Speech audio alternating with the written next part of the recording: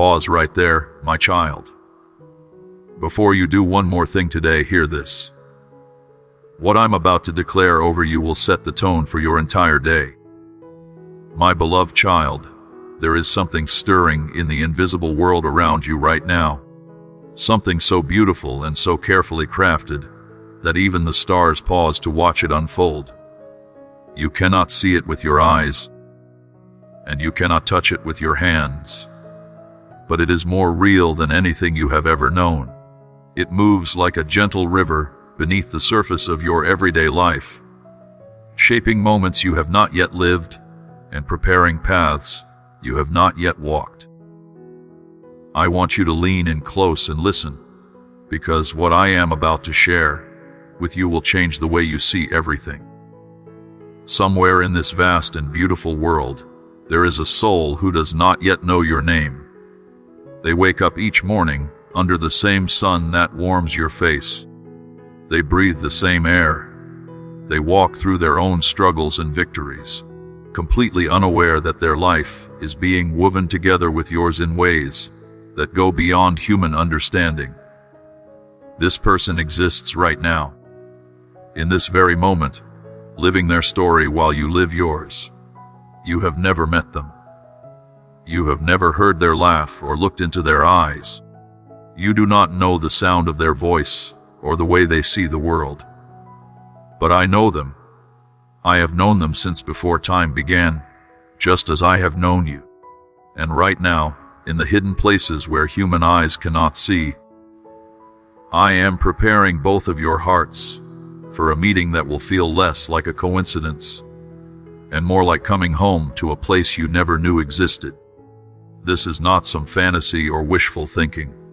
This is not your imagination running wild with romantic dreams. This is a sacred truth that is unfolding in real time. I understand that waiting has not been easy for you. I have watched you lie awake at night, wondering if you will spend your whole life alone. I have seen the tears you tried to hide when everyone around you seemed to find their person, while you stood on the sidelines, questioning what might be wrong with you. I have felt your heart sink every time another birthday passed, another wedding invitation arrived, another year closed without the companion you have been longing for. The ache in your chest is real, and I do not dismiss it. But I need you to understand something that will shift your entire perspective. Your season of waiting has never been about punishment or rejection. It has been about preparation. Every single day that you have spent alone has been a day of sacred crafting, where I have been shaping you into someone who can hold the kind of love I am preparing to give you. You thought you were being overlooked, but you were actually being refined. You thought you were being forgotten, but you were actually being remembered in the most intimate way possible. You thought you were standing still, but you were actually moving toward a destiny so beautiful that it required this exact amount of time to prepare you for it. Right now, while you wonder and wait, the person I have chosen for you is going through their own journey of preparation. They are walking through fires that you will never have to face. They are learning lessons in dark places that will one day become the light they bring into your life. They are being broken in ways that will make them gentle with your heart. They are discovering who I am before they discover who you are, because I refuse to give you someone who will worship you instead of walking beside you in worship of me. They are becoming whole in the places where they were once shattered, not because they need to be perfect, but because I want them to be healthy enough to build something lasting with you. This person is learning how to love by first learning how to receive my love. They are discovering what it means to be faithful in small things before I trust them with the treasure of your heart. They are developing character in secret places where no one is watching, because the love I am preparing for you is not built on what looks good to others, but on what is real and true and tested when nobody else is around. They are being taught how to choose you every single day, not just in the exciting moments, but also in the mundane ones, in the difficult ones, in the ones where choosing you will cost them something. I want you to hear this clearly, my child, because it matters more than you know.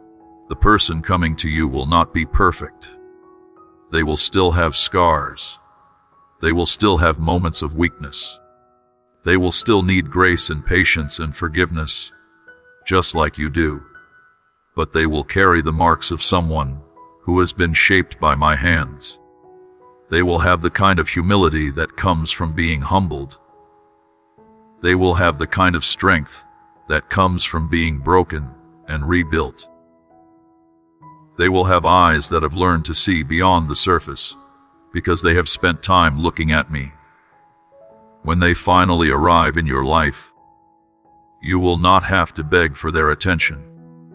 You will not have to convince them of your worth.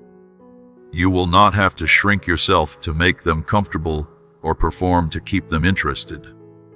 They will see you, truly see you, and they will choose you not because you are flawless, but because they have learned to recognize the sacred in the imperfect.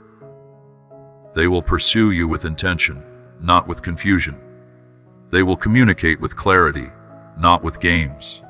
They will build with you, not against you. And when challenges come, because challenges always come, they will turn toward you instead of away from you. But here is what I need you to understand before that day arrives. I need you to stop treating this waiting season as if it is a waste of time. Every moment you have spent alone has been an investment in your future. Every tear you have cried has watered the soil where something beautiful is about to grow. Every night you felt forgotten was actually a night when I was working behind the scenes, rearranging circumstances and shifting timelines and closing wrong doors so that the right one could open at exactly the right moment. Nothing has been wasted. Nothing has been lost. Everything has been preparation. You need to use this time wisely, not by sitting around consumed with thoughts of when they will come, but by becoming so deeply rooted in me that when they do come, they find someone who is already whole, already fulfilled, already walking in purpose. Because if you are empty when they arrive, you will try to fill yourself with them, and that is a weight no human being was meant to carry. They cannot complete you because you are not incomplete. They cannot save you because you do not need saving. They cannot be your source because I am your source. What they can be is a companion, a partner, someone who walks with you on a journey you are already on, adding richness and beauty to a life that is already full. I know you have watched other people find their person, and sometimes it felt unfair. You have seen people who seemed less deserving or less ready walk into relationships that looked easy and natural, while you remained alone despite your prayers and your faithfulness. You have wondered why I seemed to answer everyone else's prayers about love while yours went unanswered. But what you could not see from your limited perspective is that I was not ignoring you. I was protecting you. I was saying no to relationships that would have hurt you, distracted you, or settled you into a life far beneath what I had planned. I was shielding you from connections that looked good on the surface, but would have slowly drained the life out of you underneath. Every door I closed was an act of love. Every person I removed was an act of mercy. Every time I said not yet was because I was saying yes to something better. You may have felt rejected, but you were actually being selected for something so specific that it required me to guard your heart with fierce protection until the right moment arrived, and that moment is closer than you think. The waiting is not forever. The silence is not permanent. The loneliness has an expiration date. What has been carefully planned in the secret place is about to manifest in the visible world, and when it does, you will understand why it had to happen this way, and not any other way. Before I go any further, I want to invite you to do something that will keep you connected to this message, and to the many others that are coming your way. If this word is stirring something deep inside your spirit, if you feel like these words were written specifically for you, then I encourage you to subscribe to this channel right now. Do not wait. Do not tell yourself you will do it later. Do it now, in this moment, because there are more messages coming that you need to hear. More truths that will shift your perspective. More encouragement that will carry you through the days ahead. Subscribe, turn on notifications, and become part of a community of people who are learning to trust my timing and walk in my promises. This is not just a video you stumbled upon. This is a divine appointment, and there is more to come. Now, let me speak to something else that has been heavy on your heart. You have been carrying a question that you have been afraid to ask out loud. But I hear it in the quiet moments when you think no one is listening. The question is this: who am I really? And does anyone truly see me? You have spent so much of your life trying to prove your value, trying to earn approval, trying to become someone worthy of being chosen. You have looked at your reflection and focused on every flaw, every failure, every reason why you might not be enough. You have compared yourself to others and come up short in your own mind. You have believed lies about your worth, and those lies have shaped the way you see yourself and the way you expect others to see you. But today, I want to shatter every false belief you have ever held about yourself. I want to tear down the walls of insecurity and shame and replace them with the truth of who you really are. You are not an accident. You are not a random collection of cells that happen to form a person. You are not a mistake that the universe is tolerating. You are a masterpiece, carefully designed, intentionally created, and deeply loved before you took your first breath. Before your parents knew you were coming, I knew you. Before the world gave you a name, I called you mine. Before you did anything to earn my love, I loved you with a love so fierce and so complete that it defies human comprehension. Every single part of you was created with purpose. Your smile, the one you think is crooked or too wide or not bright enough, it was designed to bring light into dark places. Your voice, the one you think is too loud or too soft or too different, it was given to you to speak words that will change lives.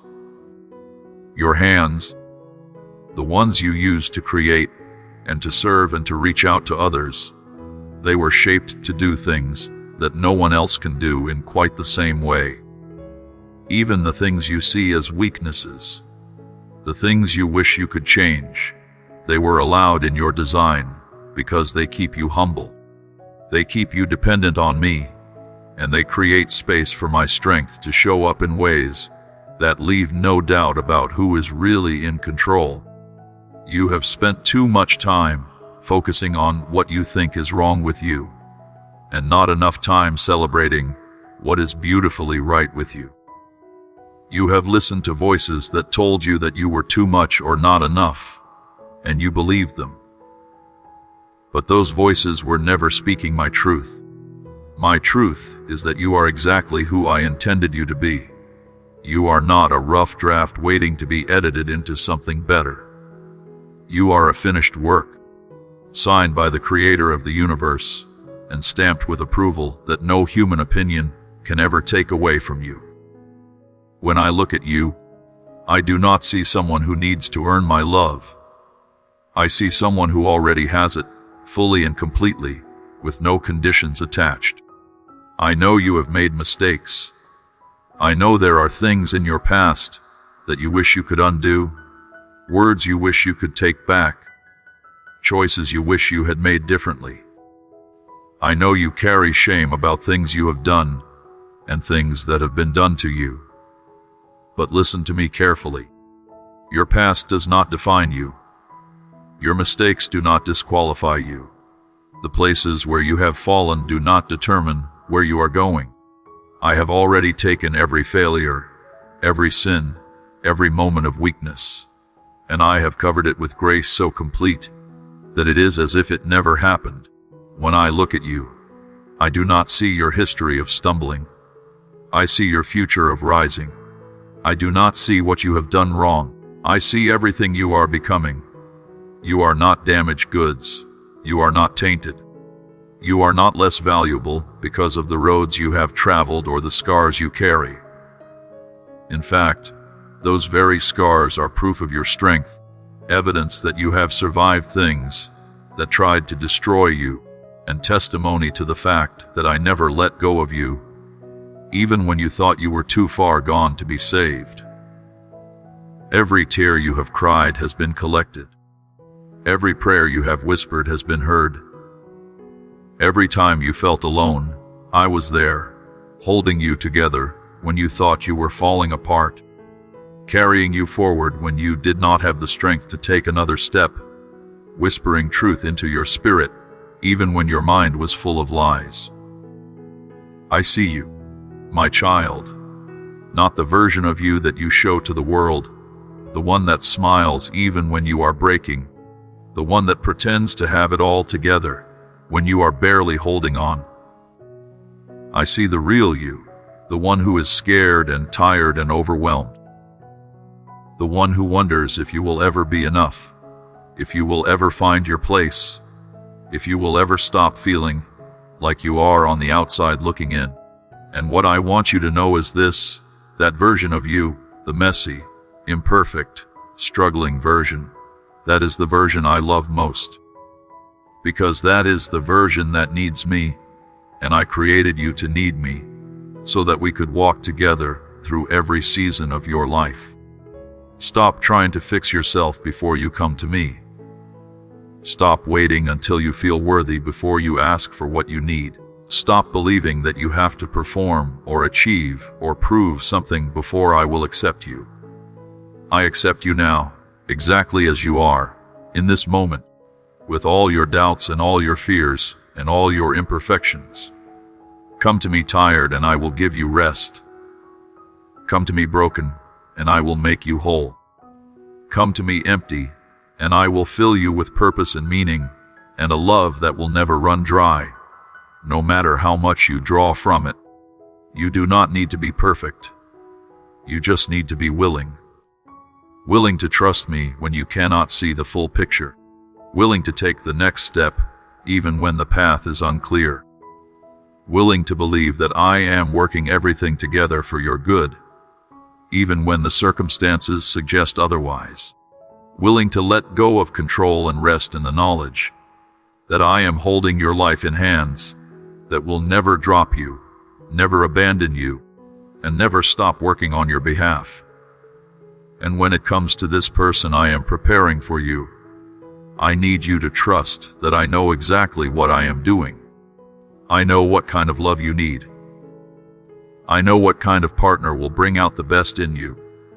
I know what qualities matter and what things do not. I know the perfect timing, the perfect place, the perfect way for your paths to cross. And I promise you, when it happens, it will not feel forced or rushed or uncertain. It will feel like a puzzle piece clicking into place, like a song that finally finds its melody, like breathing after holding your breath for too long. It will feel right in a way that nothing else ever has, and you will know, without a shadow of doubt, that this is what I have been preparing you for all along. Until that day comes, I need you to do something for me. I need you to live fully in the season you are in right now. Stop putting your life on hold waiting for someone else to show up and make it worth living. Your life is worth living right now, today, in this moment. You have purpose that does not depend on your relationship status. You have dreams to chase, gifts to develop, people to impact, and a calling to walk in. Do not waste this precious time wishing you were somewhere else or someone else. Embrace where you are. Grow where you are planted.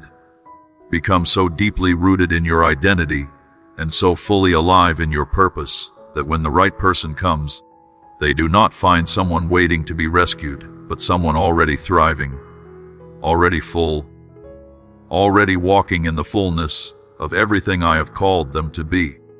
This is your time to heal from past hurts without the pressure of a new relationship covering up wounds that still need attention. This is your time to discover who you are outside of someone else's opinion or validation. This is your time to build a relationship with me that is so strong and so deep that no human connection will ever shake it or replace it. This is your time to learn contentment in the waiting, peace in the uncertainty, and joy in the journey, even when the destination is not yet in sight. Do not rush through this season. Do not resent it. Do not waste it. Receive it as the gift that it is, because everything you are learning right now is preparing you for everything you will need then. I am not asking you to stop desiring companionship. That desire is natural and good and placed inside you by me. What I am asking you to do is trust my timing and my process. Trust that I have not forgotten you. Trust that I am working, even when you cannot see evidence of movement. Trust that the right person is worth waiting for, and that settling for less than my best will only lead to regret and heartache down the road. Trust that I love you too much to give you something that looks good on the surface, but is hollow underneath. Trust that when I say wait, it is not because I am withholding something good from you, but because I am protecting you from something harmful and preparing you for something better. There will be moments when waiting feels unbearable, when loneliness wraps around you like a heavy blanket, and you wonder if you can endure another day without the connection you crave. In those moments, I want you to run to me instead of running to distractions or temporary fixes that numb the pain but do not heal it. Let me be your comfort. Let me be your companion. Let me fill the empty spaces in your heart until the person I have for you arrives to walk beside you, not to complete you but to complement the wholeness you have already found in me. And when doubts creep in, when you start to wonder if this promise is real, or if you are fooling yourself with false hope, I want you to remember this: I do not lie. I do not make promises I cannot keep. I do not give you hope just to crush it later. If I have spoken this word over your life, if you have felt the stirring in your spirit that says this message is for you, then you can trust that it will come to pass. Not in your timing, but in mine. Not in the way you might expect, but in the way that is best. Not because you earned it or deserved it, but because I love you and my love always gives good gifts to those I call my own. So hold on, my beloved. Keep your heart soft even when the waiting is hard. Keep your eyes open even when you are tired of looking. Keep your faith strong even when circumstances seem to contradict what I have promised. Because the story is not over yet. The best chapters are still being written. And the moment when everything shifts, when heaven touches earth and my promise becomes your reality, that moment is coming. It is closer than it was yesterday, and it will be even closer tomorrow. Do not give up now. Do not lose hope now. Do not settle now. What I have for you is worth every second of the wait, and when you finally hold it in your hands, you will look back on this season and understand why it had to be exactly this long and exactly this way. Your person is out there. They are real. They are being prepared. And they are coming, not as your savior, but as your companion. Not to complete you, but to journey with you. Not to fill a void, but to add beauty to a life that is already full. And when they arrive, you will not just gain a partner. You will gain a testimony, a story of faithfulness, of perfect timing, of a God who saw you in your waiting and never once looked away, who heard every prayer and answered in the best possible way, who loved you enough to make you wait for the right one instead of settling for the wrong one. This is my promise to you, my child, and I keep every promise I make. Now let me turn your attention to something else that has been weighing on your heart, something you may not have fully recognized, but that has been quietly shaping your thoughts and feelings. You have been carrying a burden that was never yours to carry, and it is time to set it down. That burden is the belief that you are running out of time, that your window of opportunity is closing, that if it does not happen soon, then it will not happen at all. You have watched the calendar pages turn and felt anxiety rise with each passing month, each passing year, wondering if you have somehow missed your moment. But here is the truth that will set you free from that anxiety. I am not bound by your timeline. I do not operate according to the world's schedule or society's expectations. I am outside of time, which means I can make things happen in a moment that you thought would take years. I can open doors in a day that you thought were permanently closed. I can bring connections into your life in the most unexpected ways at the most unexpected times. And when I do, you will see that the timing was absolutely perfect, even though it felt impossibly late from your limited perspective. You are not too old. You are not too late. You have not missed your chance. Stop letting the enemy plant seeds of panic in your mind, telling you that time is running out and you need to force something to happen, or lower your standards or settle for less than what I have promised. Those are lies designed to make you act out of fear instead of faith, to make decisions based on desperation instead of divine direction. I need you to reject those lies right now and replace them with truth. The truth is that my timing is perfect, and what I have planned for you will arrive at exactly the right moment, not a second too early, and not a second too late. Think about all the times in your life when something you thought you needed right away turned out to be something you were not ready for yet. Think about the relationships that ended and how devastated you felt at the time, only to discover later that they ended because they were not part of my plan, and I was protecting you from a future of pain and compromise. Think about the doors that closed and how confusing it was when you were sure that was the path you were supposed to take, only to see later that a better door was waiting and the closed one was actually a blessing in disguise. My delays are not denials. My redirections are not rejections. When I say wait, it is because I see something you cannot see, and I love you too much to let you settle for anything less than my best. So stop measuring your life by other people's timelines. Stop comparing your chapter 1 to someone else's chapter 20. Stop feeling behind because you are not where you thought you would be by now.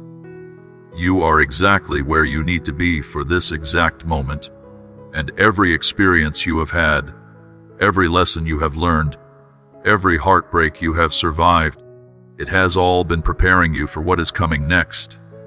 None of it was wasted. None of it was random. All of it was part of a bigger plan that is still unfolding, and the best parts of that plan are still ahead of you, not behind you. I want you to make a decision right now, in this moment, to release the anxiety about timing and trust that I have it all figured out. Trust that I see the full picture when you can only see a small piece. Trust that I am orchestrating details and arranging circumstances and preparing hearts in ways you cannot begin to imagine. Trust that when the moment is right, everything will fall into place so naturally and so beautifully that you will wonder how you ever doubted. And until that moment comes, live with expectation instead of anxiety, with hope instead of fear, with joy instead of worry. knowing that I am working behind the scenes on your behalf every single day. Everything I have promised you is still on its way. Nothing has been canceled. Nothing has been forgotten. The vision is still alive, the plan is still active, and my word is still true. So lift your head up, straighten your shoulders, wipe away those tears of frustration, and replace them with tears of gratitude for a God who loves you enough to make you wait for the right thing instead of giving you the wrong thing. Just to quiet your complaints. I am for you, not against you. I am with you, not far from you. And I am working, even when you cannot see it, even when you cannot feel it, even when it seems like nothing is happening. The breakthrough is coming. The shift is coming. The answer is coming. And when it arrives, you will fall to your knees in gratitude, not just for what I gave you, but for how I gave it to you. And when I gave it to you, in the perfect way at the perfect time with perfect results that could only come from a perfect God who never makes mistakes. Trust me, my child. Just trust me. Now I need to address something that many of you are experiencing, but few are willing to admit. You have become so focused on the waiting that you have forgotten to live. You wake up each day with your first thought being about when your person will come. Instead of what you can do with the gift of today, you scroll through social media and feel that familiar sting of envy when you see other people's happiness. And you tell yourself that you will be happy too when you finally get what they have. You put dreams on hold, adventures on pause, and joy on delay because you have convinced yourself that life really begins when someone else enters it. But that is not how I designed this to work. I did not create you to be half a person waiting for another half to make you whole.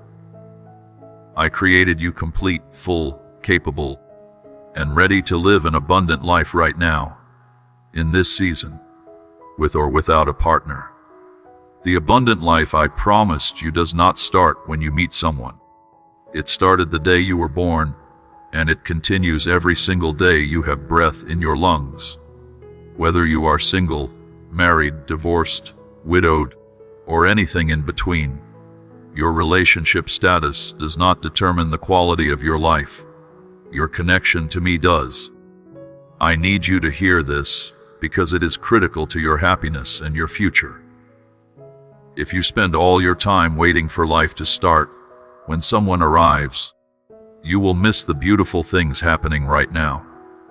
You will miss opportunities to grow, to serve, to create, to explore, to become the fullest version of yourself. You will miss friendships that could enrich your soul. You will miss adventures that could expand your perspective. You will miss moments of pure joy that have nothing to do with romance and everything to do with being fully present in your own life. And when your person finally does come, you will discover that you cannot pour from an empty cup, that you have nothing rich and interesting to bring to the relationship, because you spent all your time waiting for it, instead of building a life worth inviting someone into. So here is what I want you to do. I want you to start living like someone who believes that today matters, not just tomorrow. I want you to pursue the dreams I have placed in your heart with the same energy you have been using to search for a relationship. I want you to invest in your growth, your health, your friendships, your passions, and your purpose with intentionality and commitment. I want you to say yes to invitations even when you feel like staying home alone. I want you to take that trip, even if you do not have someone to take it with.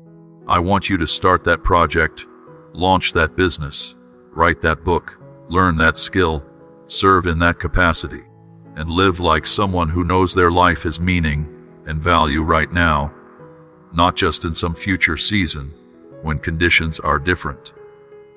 When you live this way, something powerful happens.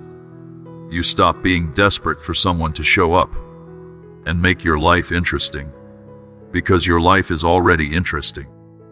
You stop being needy for validation because you have found your worth in me. You stop settling for crumbs because you have learned to feast at my table and you know what real nourishment feels like. And ironically, when you stop chasing and start living, when you stop seeking and start thriving, that is often when the right person steps into your path. Not because you were trying to attract them, but because you became someone who naturally attracts the kind of person worth having, someone who is also living fully, also thriving, also complete in me, and looking for a companion to share the adventure with, not someone to rescue them from their emptiness. Do you see the difference? Do you see why I have been asking you to wait? It is not to punish you. It is to prepare you, not just for them, but for a life so rich and so full that when they come, they enhance it rather than define it. They add to it rather than become it. They walk beside you on a journey you are already on rather than becoming the journey itself. This is what healthy love looks like. This is what lasting relationships are built on. And this is what I have been crafting for you all along, even when you could not see it. So stop wasting the waiting. Use it, grow in it, become in it, build in it, heal in it, learn in it, thrive in it. Let this season shape you into someone who is ready not just to receive love, but to give it, to sustain it, to protect it, and to nurture it for a lifetime. Because when the right person comes, they will need you to be strong, not just soft. They will need you to be whole, not just willing. They will need you to be rooted, not just romantic.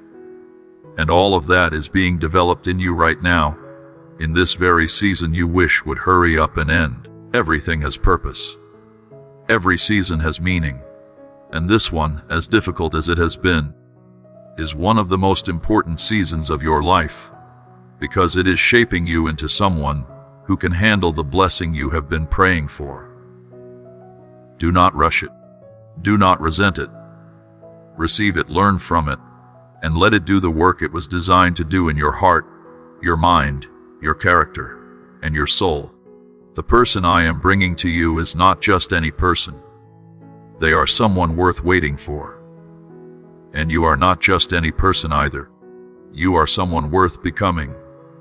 So let the waiting do its perfect work, and trust that when the time is right, you will be grateful not just for what you received, but for who you became while you were waiting for it.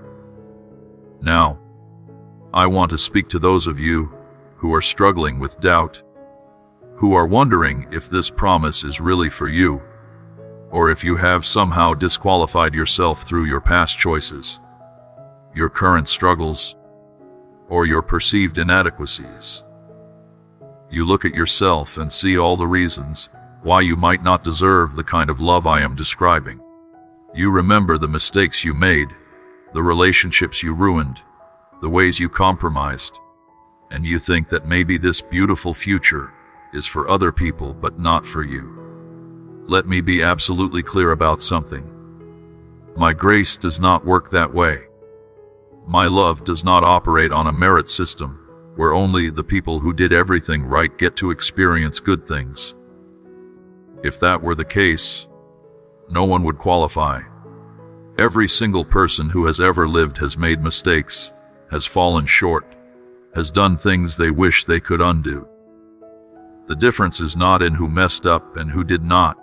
The difference is in who receives forgiveness and moves forward, versus who stays stuck in shame and refuses to believe they can have a fresh start.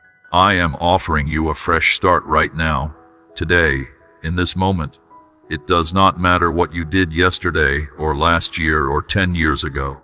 It does not matter how many times you got it wrong or how badly you hurt yourself or others in the process. What matters is that you turn to me now, receive my forgiveness, and allow me to write a new story for your future that is not defined by your past. Your history does not have to be your destiny. Your mistakes do not have to be your identity. You can step out of the shadows of shame and into the light of redemption. And when you do, you will discover that I have been waiting for you with open arms this entire time. The enemy wants you to believe that you have gone too far, fallen too hard, or broken too many things to ever be restored. He wants you to disqualify yourself before I ever get a chance to speak my truth over your life. He wants you to live in a constant state of guilt and unworthiness, so that you never step into the fullness of what I have prepared for you. But his voice is a lie, and it is time to stop listening to it. My voice is truth, and my truth says that you are forgiven, you are clean, you are loved, and you are qualified for every good thing I have planned for you, not because of what you have done, but because of what I have done for you. So if you have been carrying shame, set it down right now. If you have been believing lies about your worth, replace them with my truth. If you have been living under the weight of past failures, step into the freedom of present grace. I do not hold your past against you. I do not keep a record of your wrongs. I do not remind you of your failures. I only see your future, and it is bright, it is beautiful, and it is full of possibilities that will take your breath away when they unfold. The person I am bringing to you will not be deterred by your past. They will not judge you for your scars. They will not hold your mistakes against you, because they have scars and mistakes of their own, and they understand the power of grace that will one day be a testimony of my faithfulness and my power to restore what was lost and redeem what was broken. You are not disqualified. You are chosen. You are not rejected. You are accepted. You are not forgotten. You are remembered, cherished, and deeply loved. And the love I have for you is so much bigger than your mistakes, so much stronger than your weaknesses, and so much more enduring than your doubts. Receive it, believe it, walk in it, and let it transform the way you see yourself and the way you see your future. There is something else I want you to understand about the waiting process, something that will help you endure the difficult days when it feels like you cannot hold on any longer. The waiting is not passive. It is active. You are not just sitting around doing nothing while time passes. You are being trained, tested, refined, and strengthened in ways that will serve you for the rest of your life. This is a season of preparation, yes, but it is also a season of transformation. You are not the same person you were when this waiting began, and you will not be the same person when it ends. You are changing, evolving, becoming someone new with every passing day. Think of it like a seed buried in the ground. From the outside, it looks like nothing is happening. The seed is hidden, covered in darkness, surrounded by dirt, and there is no visible evidence of growth or progress. But beneath the surface, something incredible is taking place. The seed is breaking open, sending roots down into the soil, drawing nutrients from the earth, and preparing to burst through the surface as something entirely new and beautiful. The waiting is not wasted time. It is necessary time. It is growth time. And when the moment is right, when the conditions are perfect, that seed will emerge from the darkness as a plant that bears fruit, provides shade, and brings life to everything around it. You are that seed right now, my child. You are in the soil. You are in the dark. You cannot see what is happening, and from your perspective it might feel like nothing is happening. But I see it all. I see the roots growing deeper. I see the strength being developed. I see the character being formed. I see the patience being learned. I see the faith being tested and proven genuine. I see the transformation happening beneath the surface, and I know that when the time is right, you will burst through the ground into the light, and everyone will see the fruit of this season. The beauty that was formed in the hidden place, the strength that was developed in the waiting, So do not despise the darkness. Do not resent the hiddenness. Do not fight against the process. Embrace it. Trust it. Know that I am doing something in you that could not be done any other way, in any other season, under any other circumstances. This is your time of becoming, and becoming always requires a breaking first. The seed must break to grow. The caterpillar must break to transform into a butterfly. You must break free from old patterns, old beliefs, old versions of yourself to become the person I created you to be. And that breaking, as painful as it is a gift because it makes room for the new thing I am doing in your life. Let me tell you what I see when I look at you right now, in this season of waiting. I see strength you do not know you have yet. I see wisdom you have not fully accessed yet. I see faith that is deeper than you realize. I see character that has been refined in the fire of difficult circumstances. I see resilience that has carried you through things that should have destroyed you. I see hope that refuses to die, even when everything around you suggests it should. I see a heart that is still soft, even though it has been wounded. I see hands that are still open, even though they have been empty. I see eyes that are still looking for me, even though the wait has been long. You are beautiful to me, not because you have it all together, but because you keep showing up even when it is hard. You keep praying even when you do not see answers. You keep believing even when circumstances contradict your faith. You keep moving forward even when you feel like giving up. That is strength. That is courage. That is faith in action. And I am so proud of you for not quitting, for not settling, for not giving in to despair or bitterness or cynicism. You have held on to hope when many others would have let go, and that speaks volumes about the quality of your character and the depth of your trust in me. I need you to know that I see it all. I see every tear you have cried in private. I see every battle you have fought in silence. I see every time you chose faith over fear, hope over despair, trust over worry. None of it has gone unnoticed. None of it has been in vain. Every single moment of your waiting, every single day of your obedience, every single choice to keep believing when it would have been easier to quit, it is all being recorded in heaven as a testimony to my faithfulness and your faith. And one day, when you look back on this season, you will see it differently than you see it now. You will see the purpose in the pain, the wisdom in the waiting, and the love in every no that led to the ultimate yes. Until that day comes, I want you to hold on to this promise. I am with you. I have not left you. I will not abandon you. I am working even when you cannot see it. I am moving even when it feels like everything is standing still.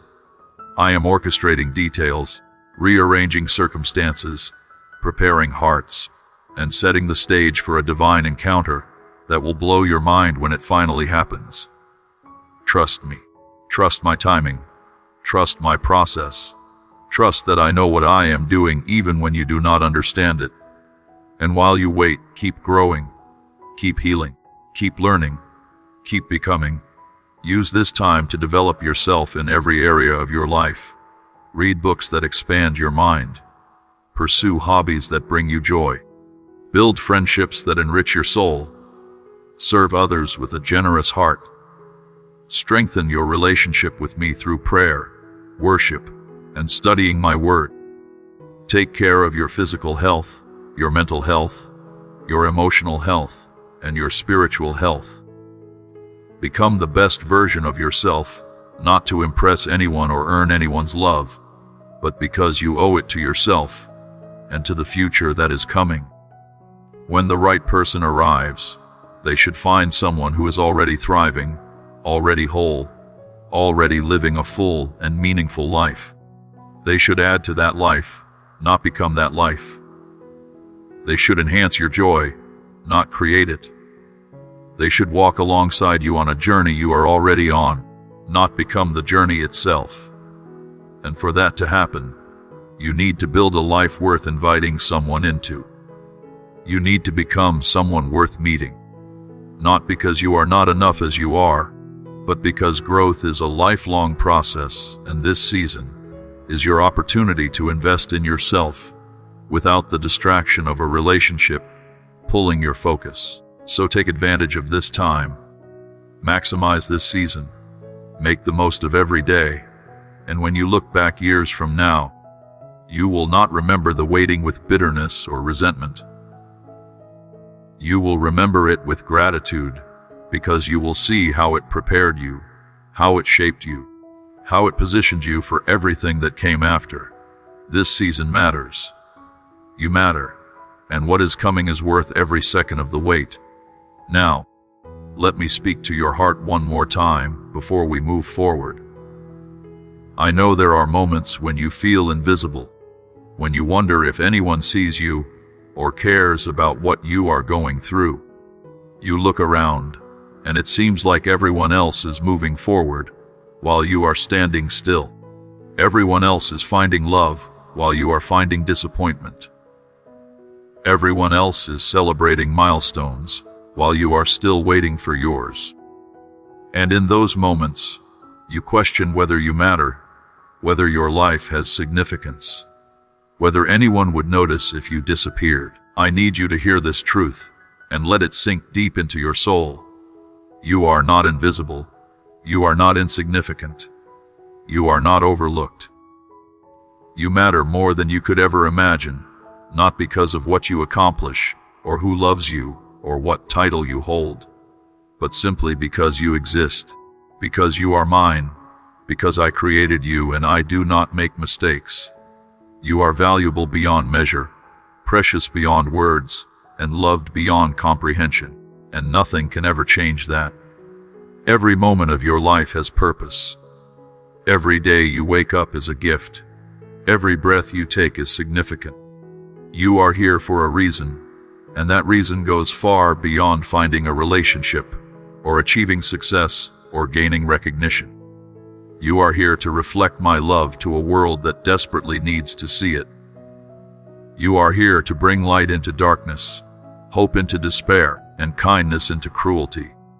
You are here to make a difference in ways you may never fully understand, but that ripple out into eternity with effects you cannot measure. So stop measuring your worth by your relationship status, or your accomplishments, or other people's opinions. You are valuable because I say you are, and my word is final. You are significant because I created you with intention, and I do not create anything without purpose. You are loved because I chose to love you, and my love is not based on your performance or your perfection. It is based on my character, and my character never changes. Hold on to that truth, especially on the hard days when you feel like giving up. You are seen. You are known, you are loved, and your life matters more than you realize.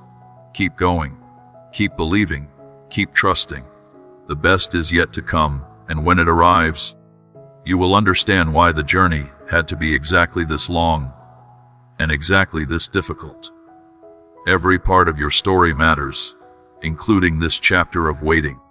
So write it well, live it fully, and trust that I am writing the ending, and it is better than anything you could write for yourself.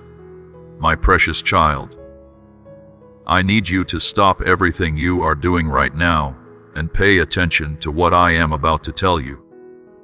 There is a moment in every person's life when hesitation becomes more dangerous than action, when waiting becomes more costly than moving, when fear of the unknown causes more damage than stepping into it ever could.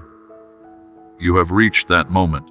This is not a time for second guessing or endless contemplation.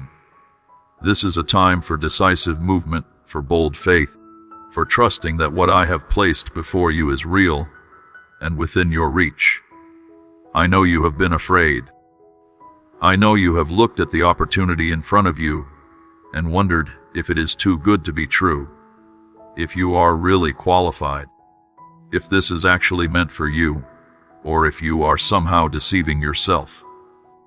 I know you have questioned whether you have what it takes, whether you will fail, whether moving forward will lead to disappointment and regret.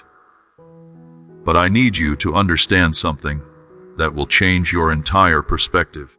The door standing open before you right now was not opened by accident. It was not opened by circumstance or luck or random chance. I opened it. And when I open a door, no force in heaven or on earth can close it, unless you choose to walk away from it. Think about what that means for a moment. The opportunity you are looking at, the path that has appeared before you, the possibility that seems almost too perfect, it did not materialize out of thin air. I have been working behind the scenes, moving pieces into place, arranging circumstances, preparing hearts, and creating conditions that would bring this exact moment into your life at this exact time. This is not random. This is not coincidence. This is divine orchestration, and it requires a response from you that matches the magnitude of what is being offered. The enemy of your soul knows exactly what this moment represents, and he is working overtime to keep you from stepping through that open door. He whispers in your ear that you are not ready, that you will fail, that you should wait a little longer until conditions are more perfect, until you feel more prepared, until you have more certainty. He plants doubt in your mind about whether this is really from me or just your own wishful thinking. He reminds you of every past failure, every time you tried and fell short, every reason why you should stay where you are instead of venturing into unknown territory. He wants you paralyzed by fear because he knows that once you move, once you step through that door with faith, there will be no stopping the momentum of what I have set in motion. But here is what the enemy does not want you to know. His power to stop you is limited to one thing, and one thing only, your choice. He cannot close the door I have opened. He cannot block the path I have cleared. He cannot undo what I have already put in place. All he can do is convince you not to walk through it. All he can do is make you believe the lie that you are not worthy, not ready, not capable. And if you believe that lie, if you let fear dictate your actions, then you will stand at the threshold of your breakthrough and never cross over into it. Not because it was not real, but because you chose not to receive it. Do you remember the story of the lion's den? Daniel was thrown into a pit full of hungry beasts that should have torn him apart within seconds. But the mouths of those lions were sealed shut because I had already decided that Daniel's story was not going to end in that pit. The lions had teeth and claws and strength, but none of it mattered because I had decreed protection over my servant. The same is true for you right now. Yes, there are obstacles. Yes, there are challenges. Yes, there are reasons to be afraid if you look at circumstances through human eyes. But when I decree something over your life, when I open a door for you, when I set a path before you, no amount of opposition can override my decision. The lions can roar, but they cannot touch you. The enemies can threaten, but they cannot stop you. The obstacles can look intimidating, but they cannot block what I have already ordained. Joseph experienced this same truth in a different way. He was betrayed by his own brothers, sold into slavery, falsely accused, and thrown into prison. From a human perspective, his dreams of greatness seemed completely destroyed. Every circumstance suggested that his life was over, that there was no path forward, that he would die in obscurity and injustice. But none of those circumstances could override what I had already spoken over his life. The door to his destiny remained open even when he was in chains. The promise remained active even when he was in a prison cell. And when the time was right, when all the pieces had been arranged, that prison door swung open, and Joseph walked out into a position of power that surpassed anything he could have imagined. not because circumstances suddenly became favorable, but because what I had decreed could not be stopped by any force on earth. The same power that protected Daniel and promoted Joseph is at work in your life right now. I am telling you with absolute certainty that the door before you is real, it is open, and it is meant for you. But you have to make a choice.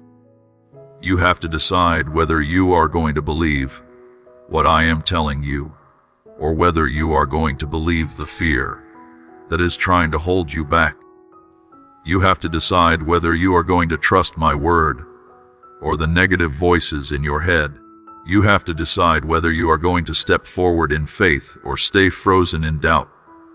And I need you to make that decision now. Not tomorrow. Not next week. Not when you feel more ready or more certain. Now. Because delay is the enemy of destiny. Hesitation is the thief of opportunity.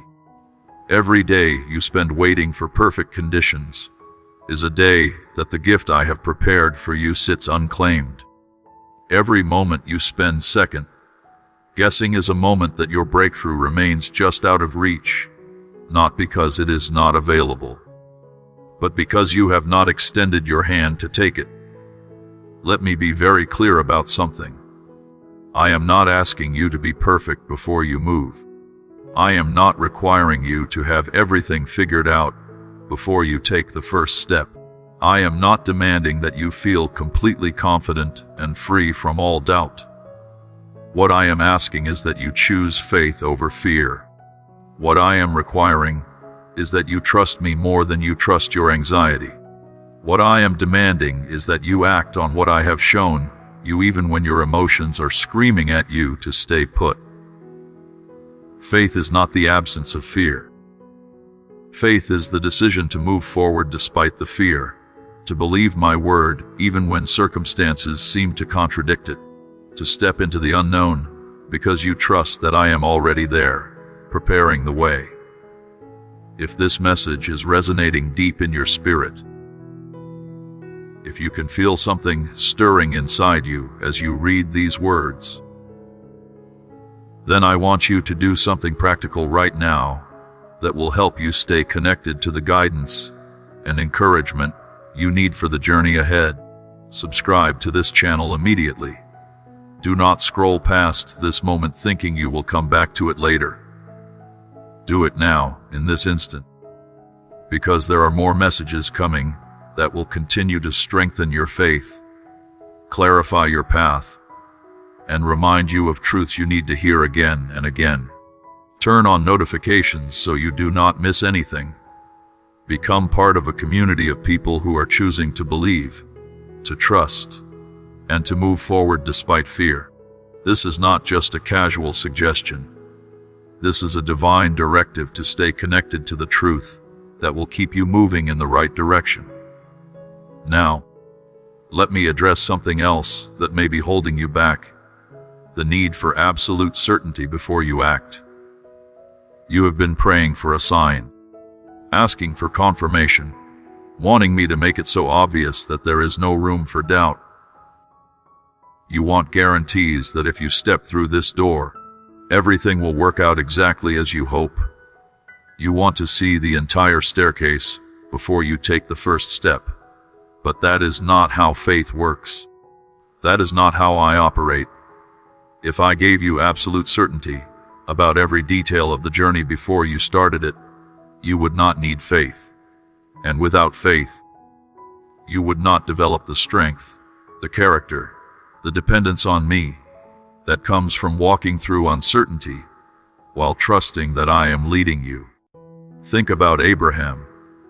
When I called him to leave his home country and go to a land I would show him, I did not give him a map. I did not tell him exactly where he was going, how long it would take, or what would happen when he got there. I just said go, and he did. He stepped out in faith, trusting that I would reveal the next step when he needed it. And because he obeyed without having all the answers, he became the father of nations, a man whose legacy has impacted billions of people across thousands of years. His willingness to move without certainty became the foundation for everything that followed. Moses experienced the same thing at the Red Sea. The Egyptian army was behind him, the water was in front of him, and there was no visible way out. From a human perspective, he and the entire nation of Israel were trapped with no solution. But I told him to lift his staff and move forward. And when he did, when he took that step of faith, even though the path was not yet visible, the waters parted, and a way appeared that had not existed a moment before. The path did not appear before he moved. It appeared because he moved. This is the pattern throughout all of Scripture and throughout all of human history. The miracle does not come before the faith. The breakthrough does not arrive before the obedience. The way does not open before the step. You move first, in faith, trusting that I will make a way even when you cannot see it yet, and then the path appears. Then the door opens. Then the provision shows up. Then the confirmation comes. But it comes after you move, not before. So stop waiting for perfect clarity before you act. Stop demanding absolute certainty before you take the step. Stop insisting that I remove all risk and eliminate all possibility of failure before you move forward. That is not faith. That is control. And as long as you are operating in control, trying to manage every detail and guarantee every outcome, you are blocking the very thing you are praying for. Let go. Trust me. Move forward even when you cannot see the full picture, and watch what happens when you do. I want to address another obstacle that may be preventing you from stepping through the open door: the burden of past failures. You have tried before, and it did not work out. You have stepped out in faith before, and experienced disappointment. You have believed for something before and watched it fall apart. And now, even though a new opportunity is in front of you, you are afraid to hope again because you do not think you can handle another letdown. You tell yourself it is better to stay safe, to protect your heart, to avoid the pain of another failure by simply not trying. But let me tell you something that will set you free from that prison of fear. Your past failures do not predict your future outcomes. The fact that something did not work before does not mean it will not work now. The disappointments you experienced in previous seasons do not determine what will happen in this season. You are not the same person you were then. The timing is not the same. The circumstances are different. And most importantly, what I am offering you now is not the same as what you reached for before. This is a new thing, a different door, a fresh opportunity that has nothing to do with what happened in the past, except that everything you went through then was preparing you for this moment now. Every failure you experienced taught you something. Every disappointment revealed something. Every closed door redirected you toward the right one. None of it was wasted. None of it was meaningless. All of it was preparation, refining, strengthening, and positioning you for this exact moment when the right opportunity would present itself, and you would have the wisdom, the maturity, and the character to handle it well. The person who failed before was not ready for what is being offered now. But you are ready. You have been made ready through everything you have been through. And if you let the fear of past failures keep you from stepping into present opportunities, you will spend the rest of your life wondering what could have been if you had just been willing to try again. I am not offering you a repeat of the past. I am offering you something new. But you will never experience it if you keep living as if today is just another version of yesterday. It is not. This is a new day, a new season, a new opportunity, and a new outcome waiting for someone who is brave enough to believe again, despite having been disappointed before. Will you be that person? Will you choose hope over cynicism, faith over fear, possibility over protection? The choice is yours. but the consequences of that choice will shape the rest of your life. Now let me speak to those of you who are struggling with the opinions of others. You know what you need to do. You can feel it in your spirit. You have clarity about the step you need to take. But you are paralyzed by what people will think, what they will say, how they will judge you if it does not work out the way you hope. You are more afraid of their criticism than you are excited about the opportunity before you. And that fear is keeping you stuck in a place that no longer serves you. Here is what you need to understand.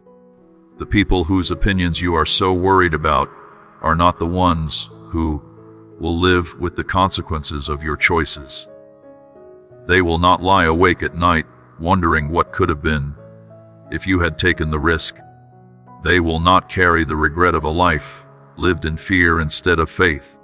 They will not face the reality of standing before me one day and having to explain why they buried the talents I gave them instead of investing them. You will. This is your life, your calling, your destiny, your opportunity, and your choice. And no one else's opinion should have more weight in your decision than my word over your life. When I called Noah to build an ark, do you think his neighbors supported him? When I called Abraham to leave everything familiar, do you think his relatives thought it was a good idea? When I called David to face Goliath, do you think the experienced soldiers encouraged him? No. In every case, the people around them thought they were crazy. But they obeyed anyway because they valued my approval more than human agreement. And because they did, they stepped into destinies that changed the course of history. You will never please everyone. You will never get universal support. There will always be people who question your decisions, doubt your calling, and criticize your choices. But you are not called to live for their approval. You are called to live for mine. And I am telling you right now, clearly and directly, that the door in front of you is real, it is right, and it is time to walk through it. So stop waiting for permission from people who do not have the authority to grant it. Stop seeking validation from people who cannot see what I have shown you. Stop letting the fear of criticism keep you from the obedience that will lead to your breakthrough. What other people think of you is none of your business. Your business is to hear my voice and obey it. Your business is to recognize the doors I open and walk through them. Your business is to trust that I know what I am doing in your life, even when others do not understand it. And when you start living that way, when you start moving in obedience to me, regardless of what anyone else thinks, you will discover a freedom and a peace that you have never known before. You will stop being controlled by the opinions of people who are not responsible for your destiny. And you will start walking in the fullness of everything I have prepared for you. Let me shift to another critical truth you need to hear. Not every open door is from me. I know that sounds confusing after everything I have just said about stepping through the door I have opened for you, but it is important that you understand this. The enemy is perfectly capable of creating opportunities that look appealing on the surface, but lead you away from my best for your life. He can present paths that seem easier, faster, more lucrative, more exciting, and more aligned with what you think you want, but they are traps designed to derail you from the road I have planned. This is why discernment is so critical. This is why you need to spend time with me, seeking my face, listening for my voice, allowing me to give you peace about the right path and unrest about the wrong one. Just because a door is open does not automatically mean you should walk through it. Just because an opportunity presents itself does not mean it is the right one for you. You have to test everything against my word, against my character, and against the specific calling I have placed on your life. Jonah learned this lesson the hard way. When I told him to go to Nineveh, he did not want to obey, so he looked for another option, and he found one. A ship was leaving, headed in the opposite direction, and there was room for him on board. It looked like an open door. It seemed like a viable path. But it was not my path, and following it led to a storm, a giant fish, and an inevitable return to the very place he was supposed to go in the first place. The detour did not change my plan. It just made the journey harder and more painful than it needed to be. So how do you know which doors are from me and which are from the enemy? Here is the test. Doors from me will align with my word, my character, and my purposes. They may require faith and courage, but they will bring peace to your spirit, not confusion. They may be challenging, but they will not require you to compromise your integrity or violate your conscience. They may push you out of your comfort zone, but they will draw you closer to me, not further away.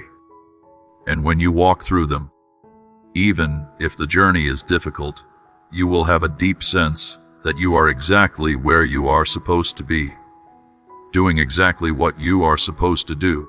Doors from the enemy, on the other hand, will often appeal to your flesh, your ego, your desire for comfort, your need for control, or your impatience.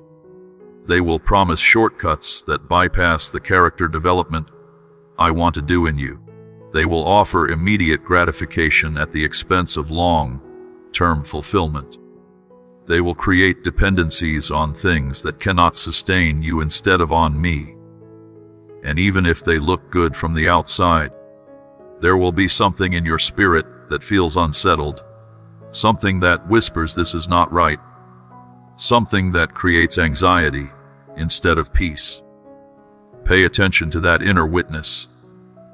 Listen to the still small voice that speaks when you quiet everything else. Do not rush into decisions just because you are tired of waiting. Do not grab at opportunities just because they are available. Wait for my confirmation. Seek my face. Ask for wisdom. And when you have peace, when you know in your spirit that this is the right door, then move forward with confidence, knowing that I am leading you and that no force can stop what I have ordained. Let me speak now to the issue of timing, because I know this is a struggle for many of you. You feel like time is running out. You look at your age, your circumstances, the number of years that have already passed, and you panic, thinking that if it does not happen soon, it will never happen at all. You compare yourself to others who seem to be further ahead, and you feel like you are falling behind in some cosmic race that you cannot afford to lose. And that sense of urgency makes you vulnerable to forcing things that are not ready, settling for less than my best, or giving up entirely out of frustration.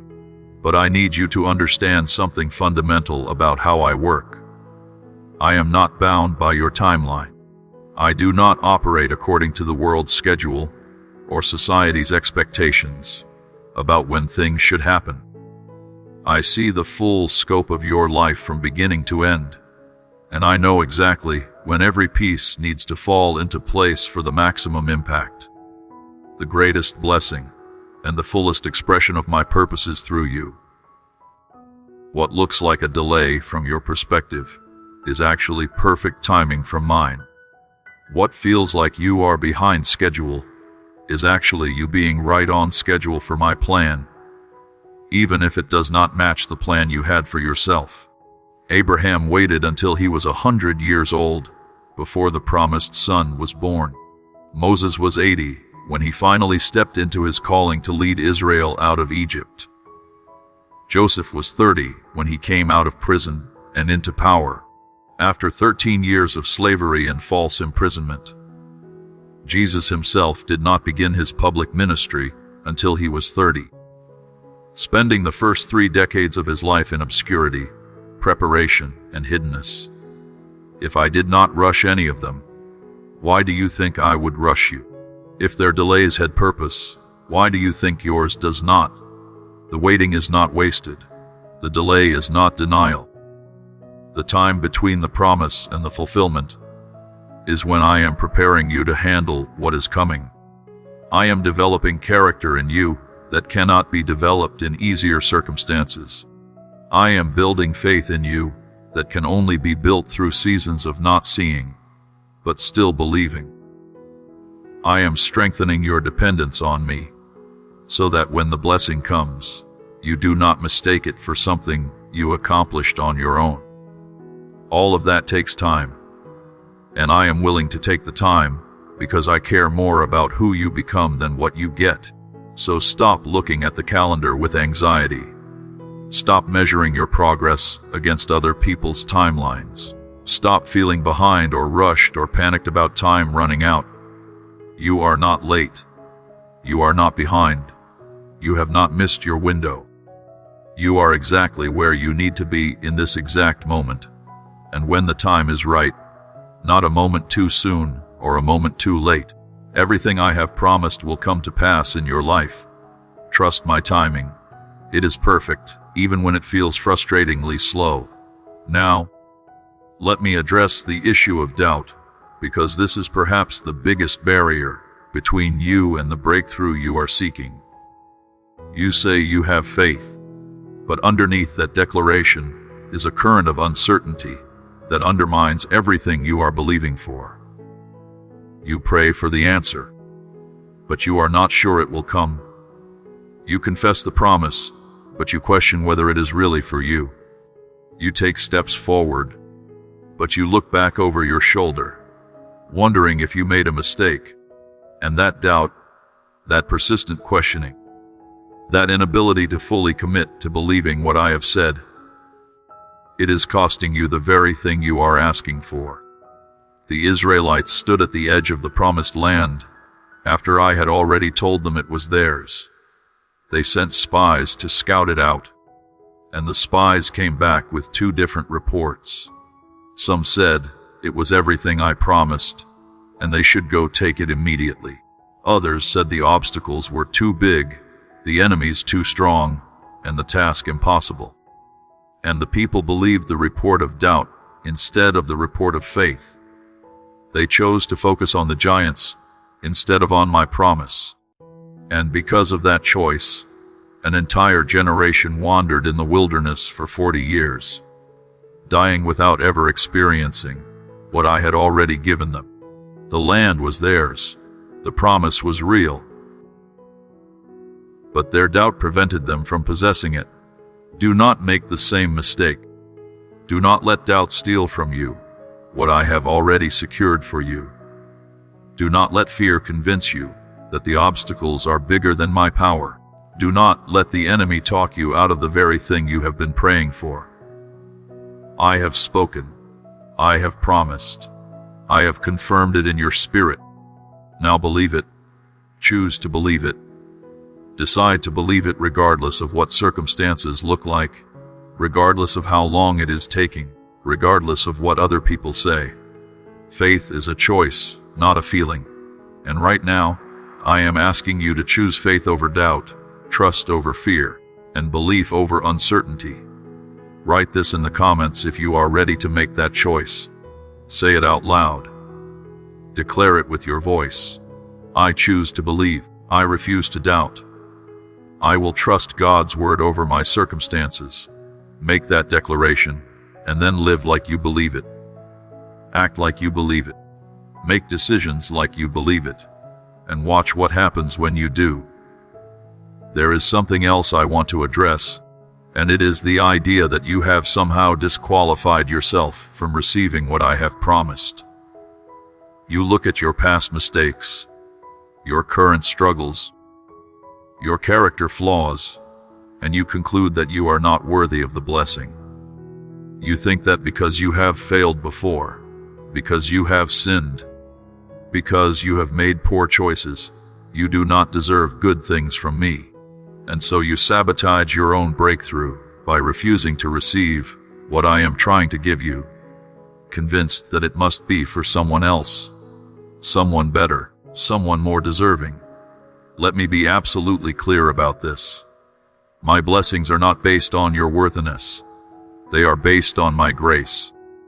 They are not earned by your performance. They are given because of my love. If I only blessed people who deserved it, I would never bless anyone because no one deserves it. Every single person who has ever received anything good from me received it by grace, not by merit. That includes Abraham, who lied about his wife. That includes Moses, who was a murderer. That includes David, who committed adultery and murder. That includes Peter, who denied me 3 times. That includes Paul, who persecuted my followers before becoming my apostle. None of them were perfect. None of them earned what I gave them. None of them deserved the opportunities I placed before them. But I chose them anyway. I blessed them anyway. I used them anyway, because my grace is greater than their failures, and my purposes are not dependent on their perfection. The same is true for you. Your past does not disqualify you. Your mistakes do not eliminate you from consideration.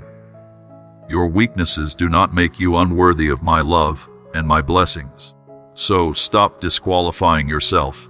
Stop believing the lie that you are too far gone, too broken, too flawed to be used by me.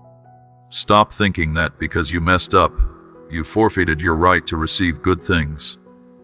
That is not how grace works. Grace means receiving what you do not deserve. Mercy means not receiving what you do deserve. And both of them are available to you right now, in unlimited supply, regardless of what you have done or failed to do. The only thing that can separate you from my love and my blessings is your refusal to receive them. If you keep pushing them away, convinced that they are not for you, then you will remain empty-handed. Not because I withheld anything, but because you would not take what I offered. Stop doing that. Stop rejecting the very things you are praying for because you do not feel worthy. Accept them. Receive them. Embrace them with gratitude and humility, knowing that they come from a God who loves you unconditionally and who delights in giving good gifts to his children. Now, I want to talk about perseverance, because this is where many people lose the battle. They start strong. They believe the promise. They take initial steps of faith. But when the journey is longer than they expected, when obstacles appear, when progress seems slow, they lose heart and give up right before the breakthrough was about to come. They quit on the last mile of the race. They walk away from the promise just days before it was going to manifest. And they spend the rest of their lives wondering what would have happened if they had just held on a little longer. Do not be that person. Do not give up now when you are so close. I know you are tired. I know the wait has been long. I know you have faced more obstacles than you thought you could handle. But I am telling you that your breakthrough is closer than you think. The answer is nearer than it has ever been. The promise is about to manifest in your life. But you have to keep going. You have to press through the exhaustion, the discouragement, and the temptation to quit. You have to finish what you started. Think about a woman in labor. The hardest, most painful part of the process comes right before the baby is born. The transition phase, when the pain is most intense and the exhaustion is overwhelming, is the very moment before new life enters the world. If she gives up in that moment, if she decides it is too hard and she cannot go on, she misses the very thing she has been waiting for. But if she pushes through, if she endures the pain for just a little longer, she experiences the joy of holding her child, and all the pain is forgotten in that moment of fulfillment. You are in transition right now. The intensity you are experiencing, the difficulty of this season, the overwhelming challenges you are facing, they are signs that you are about to give birth to something new. This is not the time to quit. This is the time to push harder, to believe stronger, to hold on tighter. Your breakthrough is not a distant possibility. It is an imminent reality. But you have to keep moving toward it. You have to refuse to give up no matter how hard it gets. The enemy knows this. He knows that if he can get you to quit now, he can steal everything you have been working toward. So he intensifies the pressure in these final moments. He makes things as difficult as possible, hoping you will conclude that it is not worth it and walk away. But that is proof that you are close. If you were not about to break through, he would not be fighting so hard to stop you. The level of opposition you are facing is proportional to the magnitude of what is about to happen in your life. So do not interpret difficulty as a sign that you are on the wrong path. Interpret it as confirmation that you are on the right path, and the enemy is desperate to derail you before you reach your destination. Hold on. Keep going. Refuse to quit. Declare right now, in the comments, I will not give up. My victory is guaranteed. I will see this through to the end. Say it. Believe it. Live it. And watch what happens when you do. I also need to address the issue of comparison, because this is stealing joy and motivation from many of you. You look at other people who seem to be further along in their journey, and you feel discouraged about where you are. You see others experiencing breakthroughs, and you wonder why it is happening for them, but not for you. You compare your chapter 1 to someone else's chapter 20, and you conclude that you are behind, failing, or somehow less favored than they are. But comparison is a trap that will keep you stuck in bitterness and dissatisfaction. You are not called to run someone else's race. You are called to run yours. Their timeline is not your timeline. Their path is not your path. Their assignment is not your assignment. What I am doing in their life has nothing to do with what I am doing in yours, and measuring your progress against theirs is pointless and destructive. Stop looking at what others have and start being grateful for what I am doing in your own life. Stop envying their blessings and start cultivating your own. Stop wishing you were where they are and start maximizing where you are. Because where you are right now is exactly where you need to be for this season. And if you waste this season wishing you were somewhere else, you will miss the lessons, the growth, and the preparation that can only happen here and now. Besides, you do not know the full story of anyone else's journey. You see their highlight reel, but you do not see their struggles. You see their victory, but you do not see the battles they fought to get there. You see their blessing, but you do not see the price they paid. And if you knew the full story, you might not want to trade places with them after all. So stop comparing. Focus on your own journey. Trust that I am writing your story exactly the way it needs to be written. And celebrate other people's victories instead of resenting them, knowing that if I can do it for them, I can do it for you too. Let me speak now to the fear of failure, because this is paralyzing many of you. You are afraid that if you step out in faith and it does not work, you will look foolish, lose credibility, waste time and resources, or experience pain and disappointment. So you stay safe, you avoid risk, you choose comfort over calling, and in doing so, you guarantee that you will never experience the fullness of what I have for you. But here is what you need to understand. The biggest failure is not trying and falling short. The biggest failure is not trying at all. It is standing at the threshold of your destiny and choosing fear over faith. It is dying with your potential still locked inside you, with your gifts unused, with your calling unfulfilled, because you were too afraid to risk failure. Every person who ever accomplished anything significant for me faced the possibility of failure. Abraham could have failed. Moses could have failed. David could have failed. Peter could have failed. Paul could have failed. But they tried anyway. They stepped out in faith despite the risk. And yes, They stumbled along the way. They made mistakes. They had setbacks. But they kept going, kept learning, kept growing, and eventually stepped into the fullness of what I called them to do. You will make mistakes too. That is part of being human. But mistakes are not failure. Mistakes are education. They teach you what works and what does not. They refine your approach. They make you wiser, stronger, and more effective. The only real failure is refusing to try because you are afraid of making mistakes. So stop letting fear of failure keep you from stepping into your calling. Embrace the risk. Accept that you might stumble. Know that you will learn and grow through the process.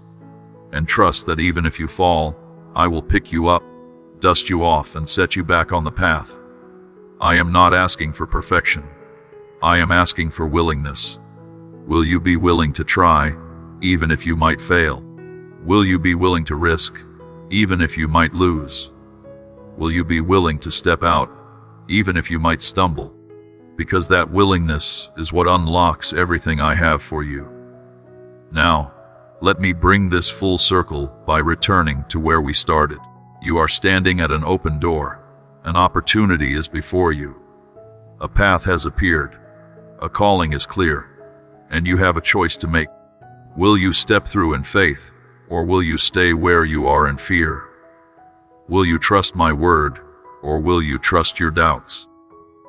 Will you move forward into the unknown, or will you cling to the familiar? The choice is yours, and it will determine the trajectory of your entire future. I have done my part. I have opened the door. I have prepared the way. I have equipped you with everything you need. I have spoken clearly about what I am calling you to do. Now it is your turn. You have to take the step. You have to make the move. You have to act on what you know. And when you do, when you finally release your grip on fear and step forward in faith, you will discover that I have been there all along, that the ground is solid beneath your feet, that the provision is sufficient for the journey, and that the destination is worth every ounce of courage it took to begin. Do not let this moment pass. Do not let fear win. Do not let doubt steal your destiny. Take the step. Walk through the door. Claim what is yours. And watch what happens when you finally align your actions with my word over your life. This is your moment. This is your time. This is your opportunity. Do not waste it. My beloved child, I need you to pause everything in this moment and truly listen to what I am about to share with you. There is something so profound happening in your life right now that most people miss it entirely because they are looking for something loud and dramatic, when I often work in whispers and gentle shifts. You have been carrying burdens that were never meant to be yours, fighting battles that I never asked you to fight, and struggling under weights that I have been asking you to release into my hands. Today, right now, in this sacred moment, I am inviting you to stop trying to do everything on your own and let me carry what is too heavy for you. You were never designed to navigate this life alone. You were never meant to figure everything out by yourself, solve every problem with your own wisdom, or bear every burden with your own strength. I created you with a need for me, not because I wanted to make you weak, but because I wanted to make you connected to the source of all strength, all wisdom, all provision, and all peace. When you try to operate independently of me, when you attempt to control every outcome and manage every detail without my involvement, you exhaust yourself trying to do something that only I can do. And all the while, I am standing here, waiting for you to finally let go and trust me with what you have been gripping so tightly. Think about a child learning to ride a bicycle. At first, the parent runs alongside, holding the bike steady, keeping the child from falling. But there comes a moment when the parent has to let go so the child can learn to balance on their own. That does not mean the parent stops caring or stops being present. It just means the child has to experience the sensation of moving forward without the safety net they have grown dependent on. But here is the difference between that illustration and your relationship with me. I never fully let go. I am always there, always present, always ready to catch you if you start to fall. But I do require you to pedal, to move forward, to make the choice to trust that I am holding you even when you cannot feel my hands on the bike. Right now, you are at a crossroads. You have been praying for change, asking for breakthrough, pleading for relief from the circumstances that have been weighing you down. And I have been answering those prayers, but not always in the way you expected or wanted. Sometimes my answer is to remove the obstacle. Sometimes my answer is to give you the strength to endure it.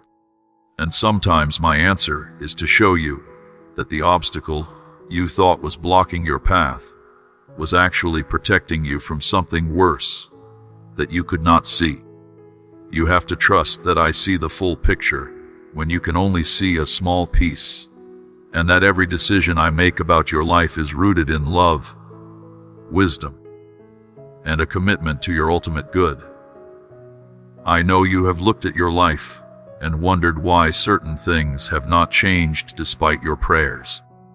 You have watched other people experience breakthroughs and wondered why you are still waiting.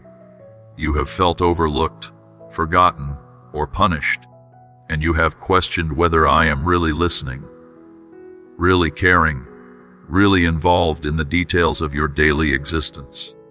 But I need you to know something that will shift your entire perspective. I have never stopped listening.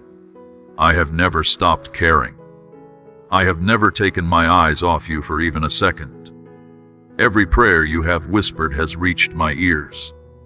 Every tear you have cried has been collected. Every struggle you have faced has been seen and acknowledged. And I have been working behind the scenes in ways you cannot see, arranging things, removing obstacles, preparing blessings, and positioning you for a future that is better than anything you could have planned for yourself. The reason things have not changed yet is not because I do not care or because I have forgotten you. The reason is that the timing is not right yet. And I know that is frustrating to hear when you are desperate for change right now, when you are tired of waiting, when you feel like you cannot endure another day of the same struggles. But timing matters more than you realize. If I gave you what you are asking for before you are ready to receive it, you would not be able to hold on to it. If I opened a door before the right season, you would step through it and find yourself overwhelmed, unprepared, and unable to thrive in the new environment.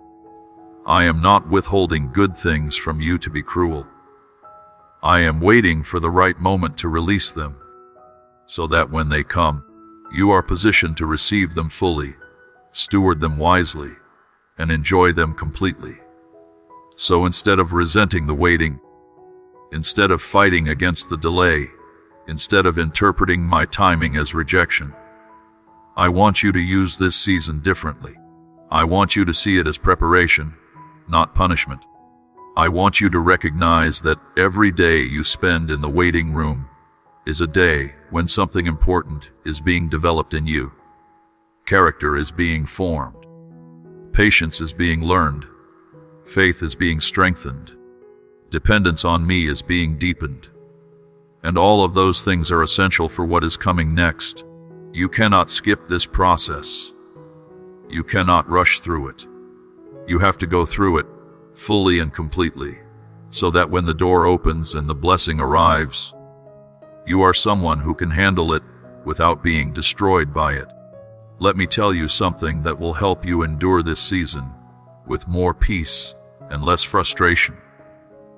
The greatest Christians who ever lived, the ones whose stories inspire millions of people thousands of years later, all went through extended seasons of waiting, testing, and preparation before they stepped into their calling. Abraham waited 20, 5 years for the promised son. Joseph spent 13 years in slavery and prison before he became second in command of Egypt. Moses spent 40 years in the wilderness tending sheep before he led Israel out of bondage. David was anointed as king when he was a teenager, but did not actually sit on the throne until he was 30 years old, spending the years in between running from Saul, hiding in caves, and fighting battles. Paul spent 3 years in Arabia after his conversion, being taught by me in isolation before he launched his public ministry that would change the world. None of them wasted their waiting.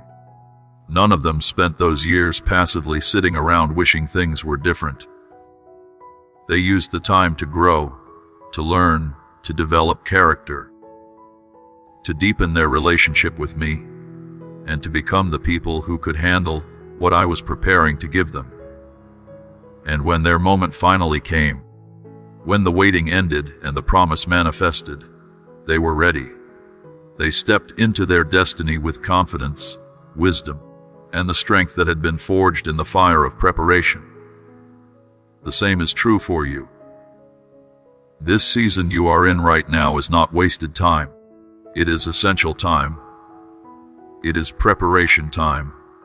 And if you embrace it instead of resenting it, if you learn from it instead of fighting against it, you will look back one day and see that this was the most important season of your life, because it shaped you into someone who could carry the weight of the blessing without being crushed by it. Before I go any further, I want to pause and invite you to do something that will help you stay connected to the truth and encouragement you need to hear during this season.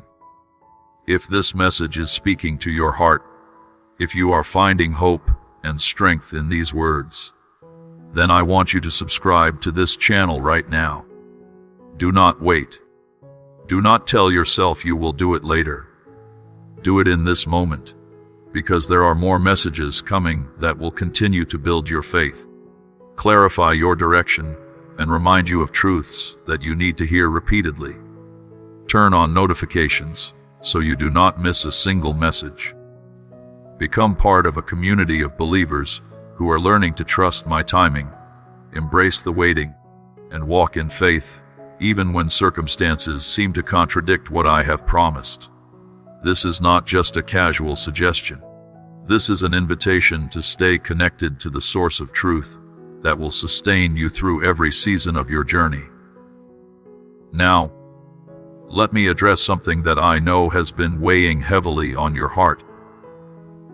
You have been wondering if I see you, if I notice the details of your struggles, if I understand how hard things have been. You have felt invisible at times, like your pain does not matter, like you are just one person among billions, and there is no way I could possibly care about the specific details of your individual life.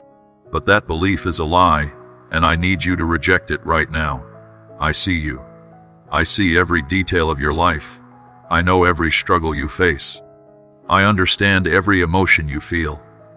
I am not a distant deity who observes humanity from afar with detached indifference.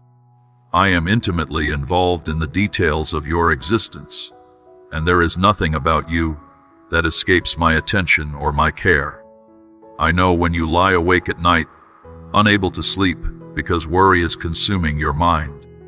I know when you put on a smile in public while falling apart on the inside. I know when you feel like you have reached the end of your strength and you do not know how you will take another step. I know when you question your worth, doubt your value, and wonder if anyone would notice if you disappeared. I see it all. I feel it all. And my heart breaks when you are hurting, because I love you with a love so fierce and so complete that it surpasses anything human love could ever offer. You are not invisible to me. You are not insignificant. You are not a random blip in the universe who showed up by accident and will disappear without leaving a trace. You are a masterpiece, carefully designed, intentionally created, and deeply loved. Before you were born, Before your parents knew you were coming, before the world had any awareness of your existence, I knew you. I chose you. I planned you. I spoke your life into being with purpose and intention, and every single thing about you, from your personality to your passions to your quirks and qualities, was designed by me for a reason.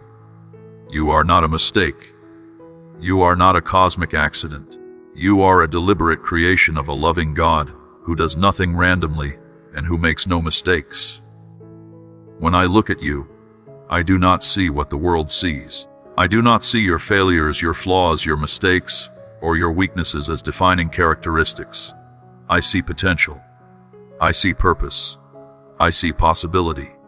I see someone who is becoming, who is growing, who is being refined and shaped into the fullness of everything I created them to be. Yes, you have made mistakes. Yes, you have fallen short. Yes, there are things in your past that you wish you could undo. But none of that changes how I see you or how I feel about you. My love for you is not based on your performance. It is based on my character, and my character never changes. Stop defining yourself by your worst moments. Stop letting your past mistakes become your identity. Stop believing that you are disqualified, unworthy, or too broken to be used by me. That is not my truth. My truth is that you are forgiven, you are clean, you are loved, and you are valuable beyond measure. And nothing you have done or will do can ever change that. My grace is sufficient for every failure. My mercy is new every morning. And my love for you is unconditional, unchanging, and eternal. I need you to start seeing yourself the way I see you. I need you to believe about yourself what I believe about you. I need you to speak to yourself the way I speak to you, with kindness, with compassion, with encouragement, and with truth. Stop the negative self-talk. Stop the constant criticism. Stop the internal dialogue that tears you down instead of building you up. You would never speak to someone else the way you speak to yourself. So why do you think it is acceptable to treat yourself that way? You are my beloved child, created in my image, and you deserve to be treated with the same love and respect that you would show to anyone else. Let me tell you what I see when I look at you. I see someone who has survived things that should have destroyed them. I see someone who has kept going when it would have been easier to give up. I see someone who has continued to hope even when circumstances suggested hopelessness. I see someone who has weathered storms, endured losses, faced disappointments, and still chosen to believe that better days are coming. That is strength. That is courage. That is resilience. And I am so proud of you for not quitting, for not giving in to despair, for continuing to move forward, even when every step feels impossibly hard. You are stronger than you know. You are braver than you feel. You are more loved than you can comprehend, and you are closer to breakthrough than you realize. So do not give up now. Do not quit when you are on the verge of seeing everything shift. Do not walk away when the answer is right around the corner. Keep believing, keep trusting, keep moving forward, because I promise you the best is yet to come, and when it arrives, you will understand why the journey had to be exactly this way. Now, let me shift to something else that is critical for you to understand. You have been waiting for me to do something, to change something, to fix something, to provide something. And while you have been waiting, you have been passive, sitting on the sidelines, expecting me to do all the work while you do nothing. But that is not how this works. Faith is not passive. Faith is active. Faith requires participation, movement, and obedience. I can open doors, but you have to walk through them. I can provide opportunities, but you have to seize them. I can give you the tools, but you have to use them. Your part is just as important as my part, and if you remain inactive, if you stay in a posture of waiting without doing anything, you will miss what I am trying to give you. Think about the story of the Israelites at the edge of the promised land. I told them the land was theirs. I promised to give it to them. But they still had to go in and take possession of it. I did not magically transport them into it while they slept. I did not eliminate all the obstacles and present them with a fully developed, obstacle-free territory. I gave them the promise, but they had to act on it. They had to cross the river. They had to face the giants. They had to fight the battles. And because they were unwilling to do their part, an entire generation died in the wilderness without ever experiencing what I had already given them. Do not make the same mistake. Do not sit around waiting for me to do everything while you do nothing. I have already given you what you need. I have already placed the blessing within reach. I have already opened the door and cleared the path. But you have to take the step. You have to make the move. You have to act on what you know. And when you do, when you finally stop waiting passively and start moving actively in faith, you will discover that I have been there all along, that the provision was ready, that the door was open, and that the only thing standing between you and the breakthrough was your willingness to act. What is it that I have been telling you to do? What step have I been asking you to take? What action have I been urging you toward? You know what it is. You have heard my voice. You have felt the nudge in your spirit. You have sensed the direction I am leading you. But you have been hesitating, making excuses, waiting for perfect conditions, looking for more confirmation. And all the while, the blessing sits unclaimed because you will not take the step I am asking you to take. Stop waiting for everything to be perfect before you obey. Stop looking for guarantees before you move. Stop demanding absolute certainty before you act. Faith does not work that way. Faith is taking the step before you see the path. Faith is moving forward before you have all the answers. Faith is trusting me enough to obey even when you do not understand, even when it does not make sense, even when it feels scary and risky and uncertain. That is what faith looks like. And that is what I am asking of you right now. I am not asking you to have everything figured out. I am not requiring you to be fearless.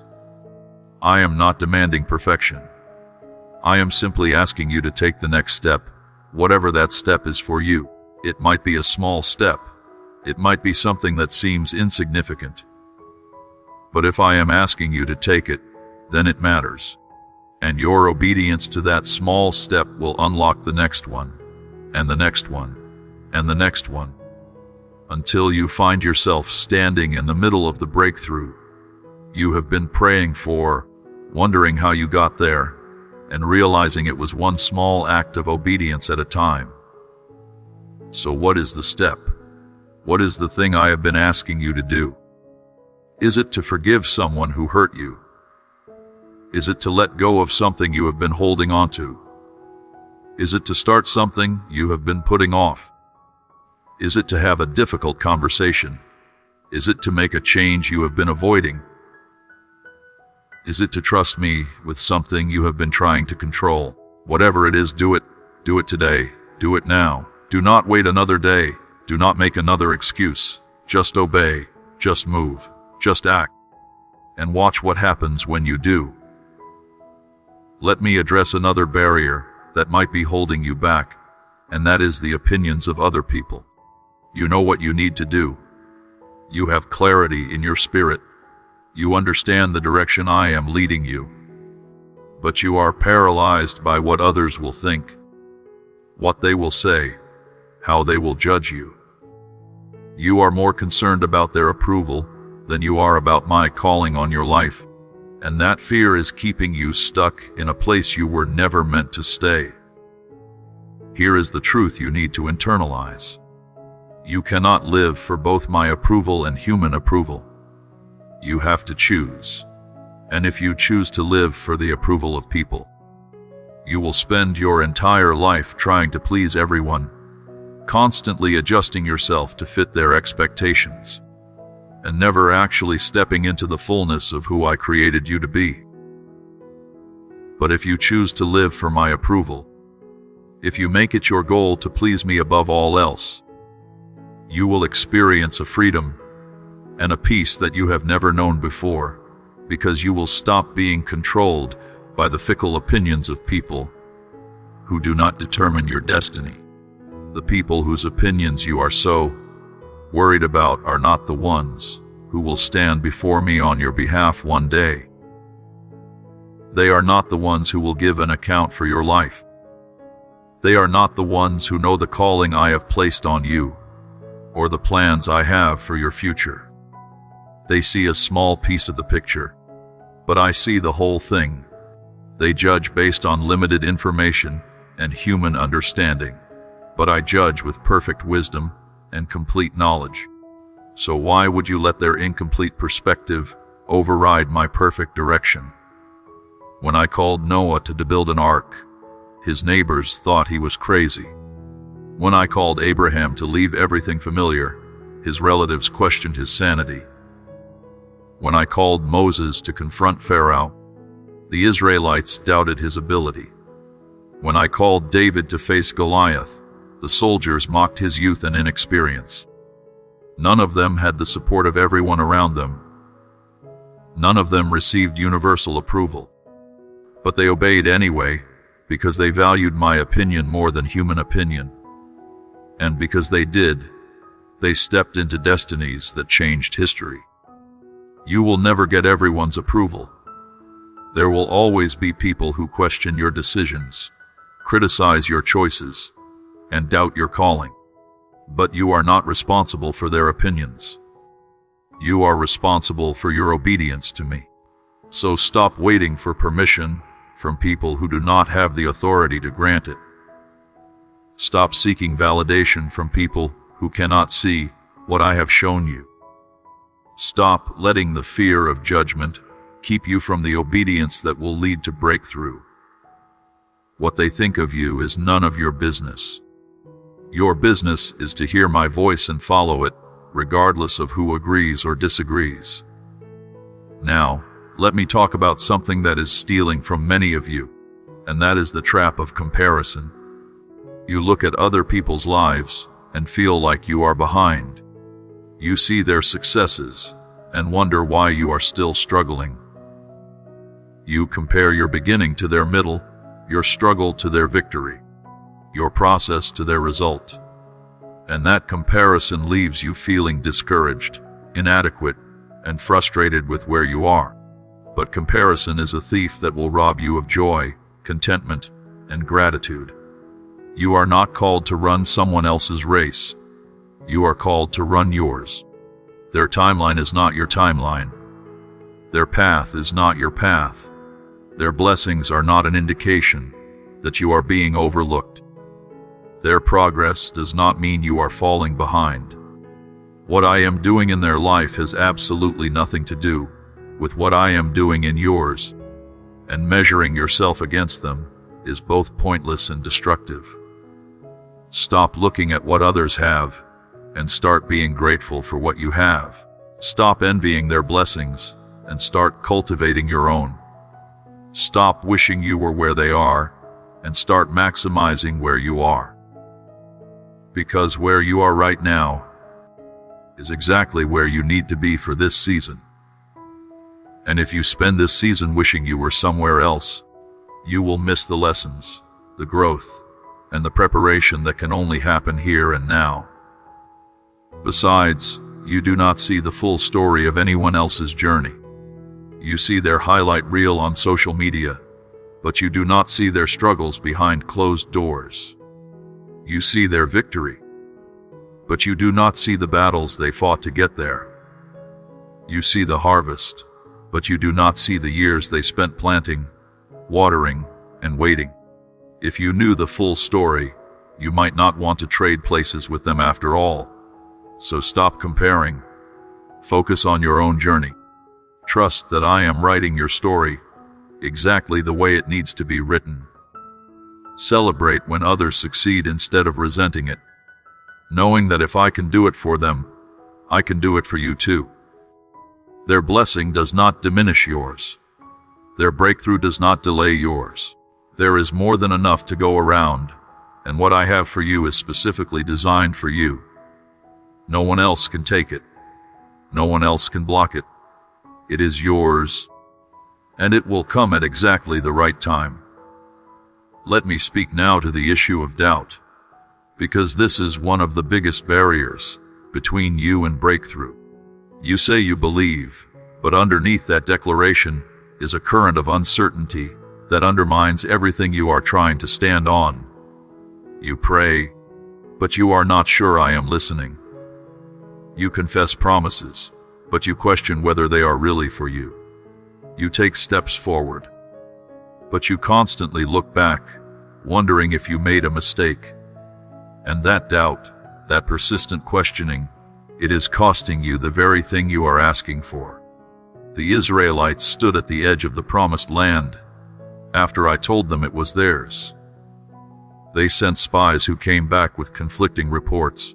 Some said it was everything I promised, and they should take it immediately. Others said the obstacles were too great, and success was impossible. The people chose to believe the report of doubt instead of the report of faith. They chose to focus on the giants instead of on my promise.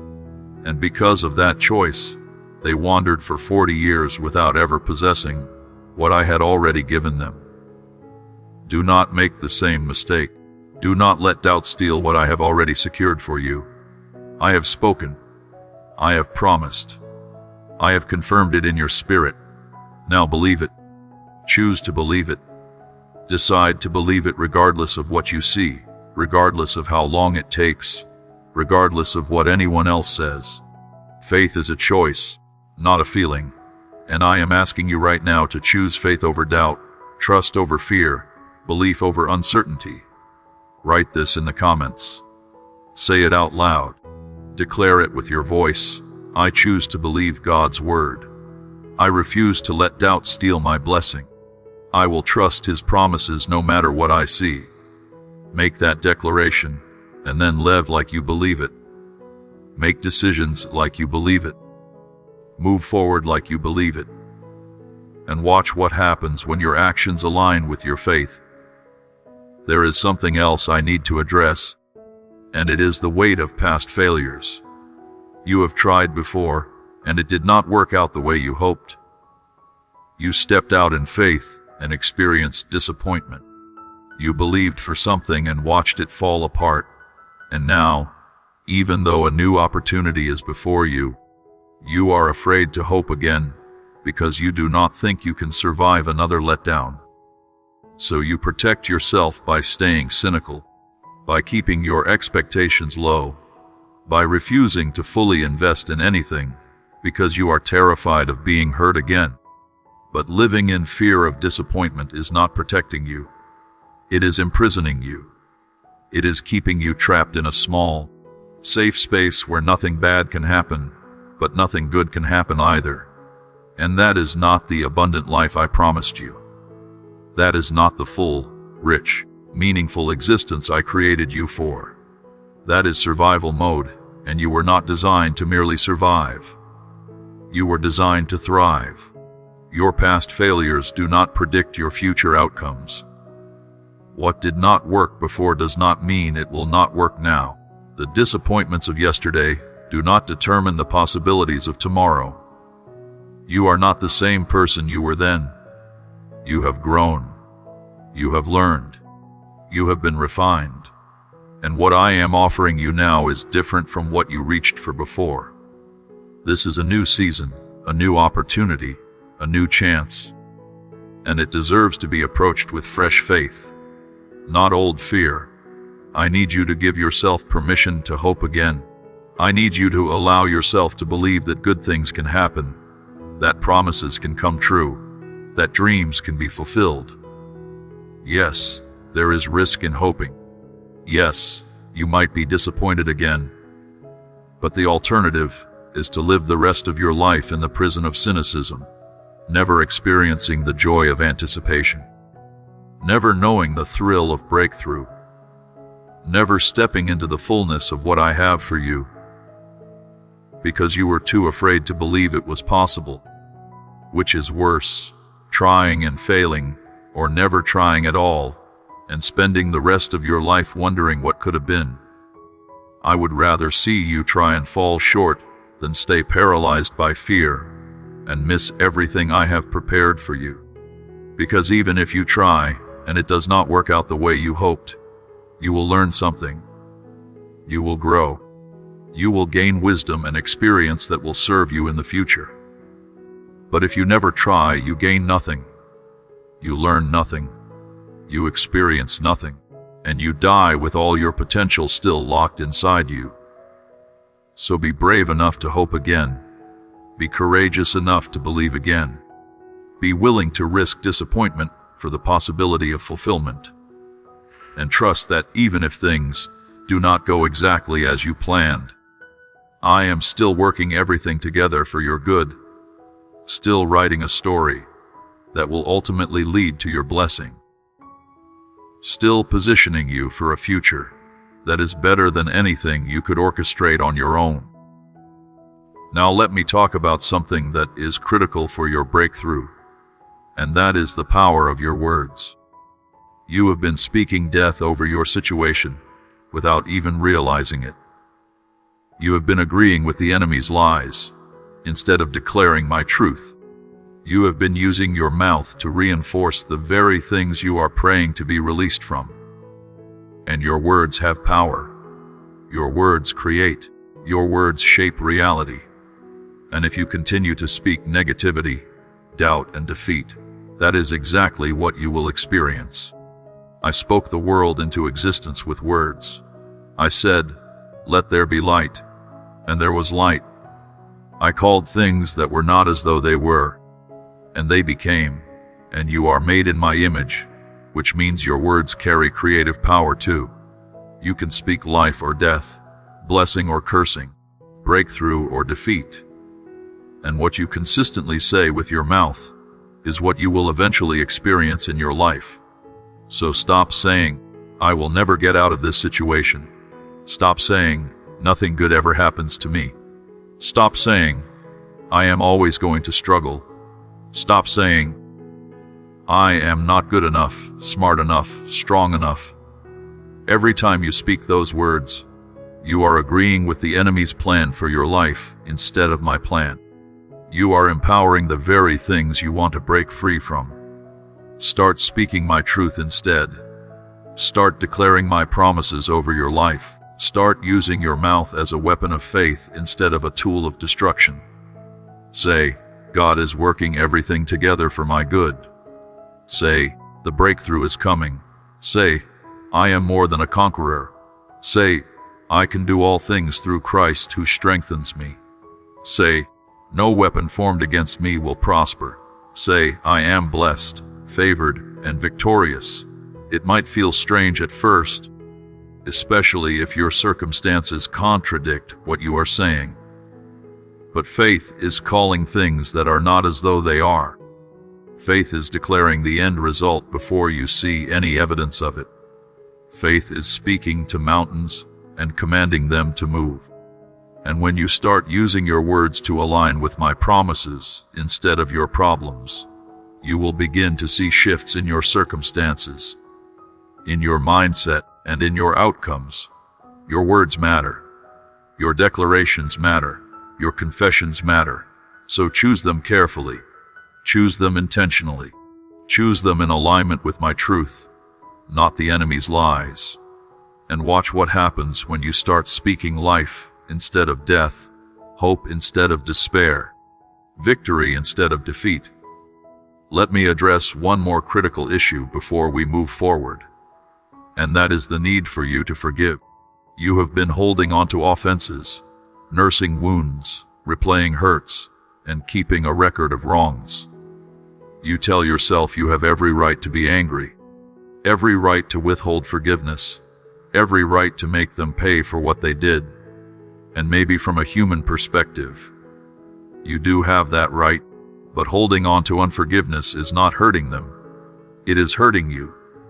It is keeping you in bondage. It is blocking your blessings. It is creating a barrier between you and me. I cannot fully bless someone who refuses to forgive, not because I am punishing you, but because unforgiveness hardens your heart, closes your hands, and makes you unable to receive what I am trying to give you. When you hold on to bitterness, resentment, and anger, you create a spiritual blockage that prevents the flow of my blessings into your life. You think you are protecting yourself by refusing to forgive, but you are actually imprisoning yourself in the very pain you are trying to avoid. Forgiveness does not mean what they did was okay. It does not mean you have to trust them again or allow them back into your life. It does not mean there are no consequences for their actions. Forgiveness simply means you are releasing them from the debt you believe they owe you, and you are trusting me to be the judge instead of taking justice into your own hands. It means you are choosing freedom over bondage, peace over turmoil, and my way over your way. I know it is hard. I know they hurt you deeply. I know the wound is still raw and the pain is still real. But I am asking you to do the hard thing anyway. I am asking you to release them so that I can release you. I am asking you to let go of the offense so that you can grab hold of the blessing. I am asking you to choose forgiveness, even though they do not deserve it, because you do not deserve my forgiveness either, and yet I give it freely, completely, and without condition. So who do you need to forgive? Whose name comes to mind when I ask that question? What hurt are you still carrying that I am asking you to lay down? Do it now. Do not wait another day. Do not let unforgiveness rob you of another moment of peace, another opportunity for blessing, another chance at breakthrough. Forgive them. Release them. Let it go. And watch how quickly things shift in your life when you finally remove the blockage that has been hindering the flow of my blessings. Now, let me bring this message to a place of powerful declaration. You are standing at a threshold. Everything I have been preparing you for is about to manifest. The waiting season is ending. The promise is coming. The breakthrough is near. But you have to make a choice. You have to decide whether you are going to keep living in fear, doubt, and hesitation, or whether you are going to step into faith, courage, and obedience. I am not asking you to be perfect. I am not requiring you to have everything figured out. I am not demanding that you feel confident and fearless. I am simply asking you to take the step, to make the move, to act on what you know, to obey what I have told you, to believe what I have promised. And when you do, when you finally release your grip on control and step forward in faith, everything will shift. The door is open. The path is clear. The blessing is ready. The only thing standing between you and breakthrough is your willingness to move. So what are you waiting for? What excuse are you still making?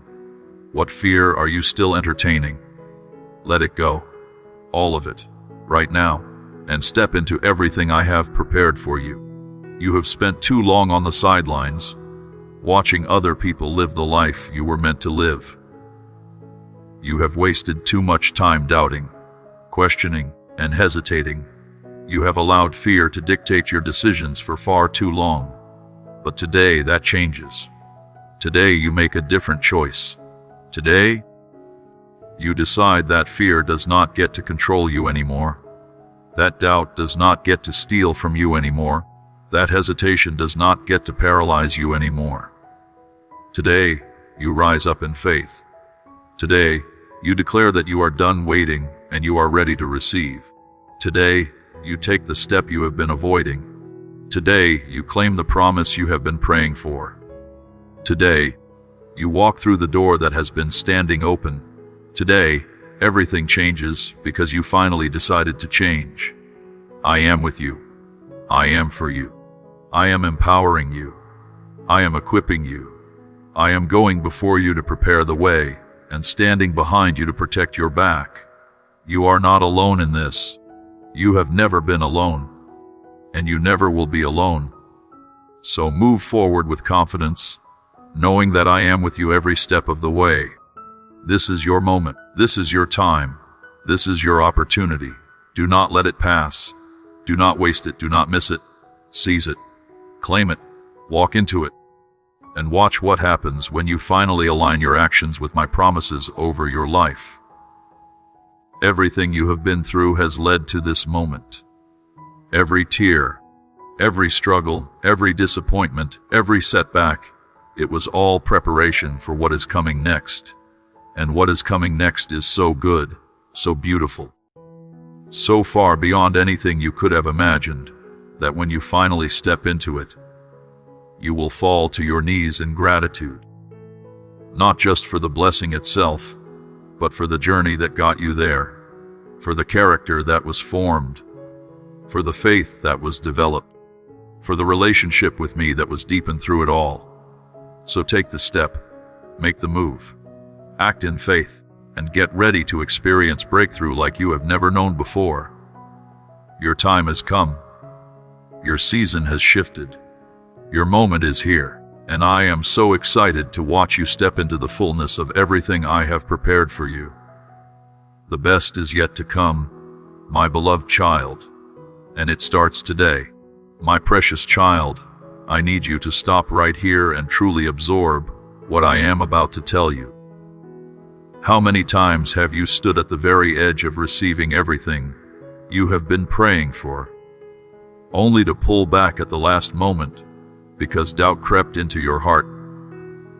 How many times have you been inches away from breakthrough, standing right in front of the open door, and yet you turned around and walked away because you could not fully believe that it was real, that it was for you, that you were worthy of receiving it? This is the pattern that has been keeping you stuck, and today it ends. I have already shown you the promise. I have already confirmed it in your spirit. I have already cleared the path and removed the obstacles. I have already positioned you exactly where you need to be to receive what I have prepared. The blessing is not hiding somewhere far away, waiting for you to find it. It is right here, right now, within reach.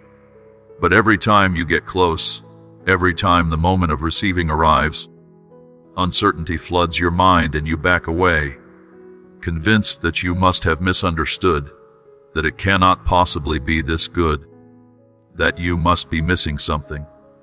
Let me tell you what happens when you do this. When you pull back from the blessing I am trying to give you, because you do not believe it is really yours, you hand it over to someone else. You literally transfer what was meant for you into the hands of someone who will have the faith to receive it. This is what happened to the Israelites in the wilderness. I brought them to the edge of the promised land, showed them that it was everything I said it would be, told them to go in and take possession.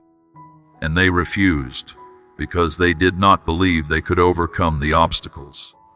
So that entire generation died without ever experiencing what I had already given them. And the next generation went in and claimed what their parents forfeited. Is that what you want? Do you want to spend the rest of your life wandering in circles, always close to breakthrough, but never quite reaching it? Watching other people step into blessings that could have been yours if you had only believed. How many years have you already lost to doubt? How many opportunities have slipped through your fingers because you hesitated when you should have acted? How many promises are still waiting for you, ready to manifest, but your wavering faith keeps pushing them just out of reach? I need you to make a decision right now. I need you to choose faith over doubt, belief over uncertainty, action over hesitation. I need you to stop letting fear dictate your choices and start letting my word determine your actions. Faith is not a feeling. Faith is a choice. And right now, in this moment, I am asking you to choose it. Choose to believe what I have told you. Choose to trust that what I have promised will come to pass. Choose to act on what you know, instead of waiting for perfect certainty that will never come. If you make that choice, if you decide right here and right now that you are going to believe me, no matter what circumstances look like, no matter how long it takes, no matter what obstacles appear, then everything will shift. The breakthrough you have been waiting for will come rushing toward you, because you finally removed the barrier of doubt that was blocking it. Declare it right now, out loud if you can, in the comments if you are reading this. Say, I choose faith. I choose to believe God's promises. I refuse to let doubt steal my blessing anymore. Now let me address something that is critical for you to understand. Your life is not an accident. You did not show up on this planet by random chance or cosmic coincidence. Before the foundation of the world was laid, before time began, before the first star was formed, I knew you. I planned you. I designed every detail of who you are with intention and purpose. Your personality, your gifts, your passions, your quirks, the things that make you uniquely you. None of it was random. All of it was deliberate, crafted by my hands with love and care, designed to fulfill a specific purpose that no one else can fulfill in quite the same way. You are a masterpiece, not because of what you have accomplished, or what you look like, or what others think of you. You are a masterpiece because I created you, and I do not make mistakes. I do not create throwaway people. I do not design lives without meaning. Everything I make has value, significance, and purpose, and that includes you, especially you. You are not here by accident. You are here on assignment. You have a destiny written by my hand, a future planned by my wisdom, and a calling placed on your life that nothing and no one can cancel, unless you choose to walk away from it. But here is what you need to understand. Forces will try to stop you. People will doubt you. Circumstances will challenge you. Enemies will attempt to derail you. But none of that can override what I have decreed over your life. When I choose someone, when I call them to a purpose, when I write their destiny, no opposition can cancel it. The enemy can rage, people can criticize, obstacles can appear, but none of it can stop what I have already set in motion. Look at Joseph. His own brothers betrayed him, sold him into slavery, and left him for dead. He was falsely accused, unjustly imprisoned, and forgotten by people who should have helped him. From every human perspective, his destiny was destroyed, but nothing could stop what I had already decreed. The prison door opened. The throne appeared. The purpose was fulfilled. Because when I write someone's story, no amount of opposition can rewrite it. Look at David. He was rejected by his family, dismissed by experienced soldiers, hunted by a jealous king, and forced to live in caves like an animal. Everything in his circumstances suggested that he would die in obscurity, that the promise of kingship was just a dream that would never come true. But when the time was right, when all the preparation was complete, he walked out of the wilderness and into the palace. Because what I have spoken will come to pass, regardless of how impossible it looks in the meantime. Now look at your own life. How many times have people tried to discourage you, to convince you that you are not good enough, smart enough, talented enough? How many times have circumstances suggested that your dreams are foolish and your hopes are unrealistic? How many times has the enemy whispered in your ear that you will never amount to anything, that you should just give up and settle for less? But I need you to hear this truth and let it sink deep into your spirit. If I am for you, absolutely nothing can successfully stand against you. People can try, circumstances can challenge, the enemy can attack, but none of it can stop what I have already ordained. They can try to close doors, but I will open bigger ones. They can try to hold you back, but I will propel you forward. They can try to silence you, but I will give you a voice that cannot be ignored. You are not ordinary. You are chosen. You are called. You are anointed. And when I place my hand on someone's life, no force in heaven or on earth can remove it. Declare it right now. Say it in the comments. Nothing can stop me from walking in the greatness God has planned for me. Now let me address something that is stealing from many of you, and that is the barrier of unbelief. You have been praying, crying, begging, and pleading with me to do something miraculous in your life. But when the moment comes for you to actually believe it can happen, doubt rushes in and steals your confidence. You want the miracle, but you do not truly expect it. You hope for breakthrough, but you are secretly preparing for disappointment. And that divided heart, that split focus between hoping and doubting, it blocks the very thing you are asking for. Let me tell you something that will change your perspective. The biggest obstacle to a miracle is not the impossibility of your situation. It is not the power of your enemy. It is not the difficulty of your circumstances. The biggest obstacle is your own unbelief. When I walked the earth in human form, there were places where I could not perform many miracles because of the people's lack of faith. Not because I lacked power, but because unbelief creates a barrier that even my power will not violate. I will not force blessings on people who refuse to believe they can receive them. Think about Peter walking on water. As long as his focus was on me, as long as his faith was strong, he defied the laws of nature and did the impossible. But the moment doubt entered his mind, the moment he looked at the storm instead of at me, he began to sink. The circumstances did not change. The storm was still there the whole time. What changed was his faith, and when faith wavered, the miracle ended. Think about the woman with the issue of blood. She had suffered for 12 years, spent all her money on doctors who could not help her, and had every reason to believe that her situation was hopeless. But she had faith. She believed that if she could just touch the edge of my garment, she would be healed. She did not need me to speak to her. She did not need me to even notice her. She just needed to touch me in faith. And that faith, that unwavering belief, released the miracle she had been waiting for. Think about blind Bartimaeus sitting by the roadside, begging. When he heard that Jesus was passing by, he started shouting, "Jesus, Son of David, have mercy on me." People told him to be quiet, to stop making a scene, to accept his limitations. But he refused to be silenced. He believed that I could heal him, and he was not going to let the moment pass without crying out for it. And his faith, his persistent, unshakable belief, opened his eyes and changed his life. Now look at your situation. What are you believing me for? What miracle do you need?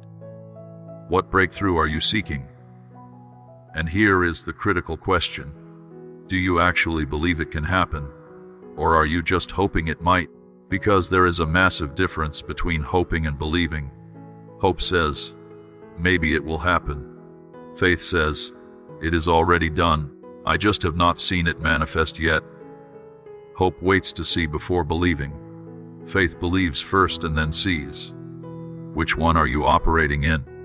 If doubt is blocking your miracle, if unbelief is preventing your breakthrough, then the problem is not my power or my willingness. The problem is your faith, and faith can be strengthened. Faith can grow. Faith can increase. But you have to feed it. You have to nurture it.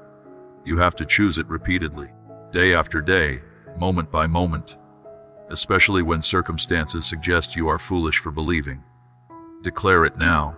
Say it in the comments. I believe my miracle is coming. I refuse to let doubt steal what God has promised. Now let me speak to why you are here, reading these words, in this exact moment. Do you think it is coincidence? Do you think you stumbled upon this message by accident? No, I led you here. I brought you to this point because you needed to hear this specific message at this specific time. You have been searching for answers, looking for a sign, desperate for direction, and this is my response to your prayers. This is not random. This is divine appointment. I know there are times when loneliness overwhelms you, when you feel invisible and forgotten, when you wonder if anyone sees your struggle or cares about your pain. But I see it all. I know everything you are going through. I understand every emotion, every fear, every question. And I want you to know that I have never abandoned you. I have been with you through every dark moment, every difficult season, every painful experience. I have never left your side, and I never will. This message found you because you are an essential part of my plan. Your life matters. Your purpose is real. Your calling is significant. Everything you have been through, every tear you have cried, every battle you have fought, it all has meaning. Nothing has been wasted. Nothing has been random.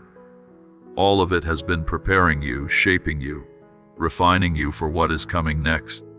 And what is coming next is so much better than what you have left behind. I am still in control of your life. I am still working on your behalf. I am still orchestrating circumstances, opening doors, and arranging divine connections that will propel you into your destiny. The delays you have experienced were not denials. The closed doors were not rejections. The difficult seasons were not punishments. All of it was preparation, positioning you for a future so good that you needed this exact journey to prepare you to handle it well. If you believe that, if you trust that I brought you to this message for a reason, and that I am speaking directly to your situation right now, then respond. Write in the comments, I received this message. I trust God's plan for my life. I am moving forward in faith. Let me address something else that has been holding many of you back, and that is disobedience disguised as wisdom. I have shown you the path. I have given you clear direction. I have told you what step to take next. But instead of obeying, you have been analyzing, questioning, second-guessing, and looking for reasons why it does not make sense. You have confused your human logic with divine wisdom, and in the process, you have delayed your own breakthrough. When I told Peter to throw his nets on the other side of the boat, after a night of catching nothing, it did not make logical sense. When I told Abraham to leave his home country, without telling him where he was going, it was not a reasonable request. When I told the Israelites to march around Jericho and expect the walls to fall, it defied military strategy. But in every case, obedience unlocked the miracle. Submission to my direction created opportunities that human effort could never achieve. Your problem is not that you do not know what to do. Your problem is that you are not doing what you know. I have already told you. I have already directed you. I have already made it clear. But you keep waiting for it to make more sense, to feel less risky, to align better with your own understanding. And while you wait, while you hesitate, while you keep trying to figure it out on your own, the blessing sits unclaimed, and the breakthrough remains just out of reach. I am not asking you to understand every detail. I am not requiring you to have all the answers. I am simply asking you to trust me enough to obey, even when it does not make perfect sense. That is what faith looks like. That is what submission means. That is how you unlock the miraculous. You stop leaning on your own understanding and start following my direction, even when your logic screams that it is foolish. So what is the thing I have been telling you to do? What direction have I given that you have been resisting? What step have you been avoiding because it feels too risky or does not make sense to your natural mind? I am asking you right now to make a decision. Will you continue resisting, questioning, and delaying? Or will you finally submit, trust, and obey? The choice is yours, but the breakthrough is waiting on the other side of your obedience. Declare it. Say it out loud. Write it in the comments. I surrender to God's direction. I will do what He has told me to do. I want to remind you of something powerful.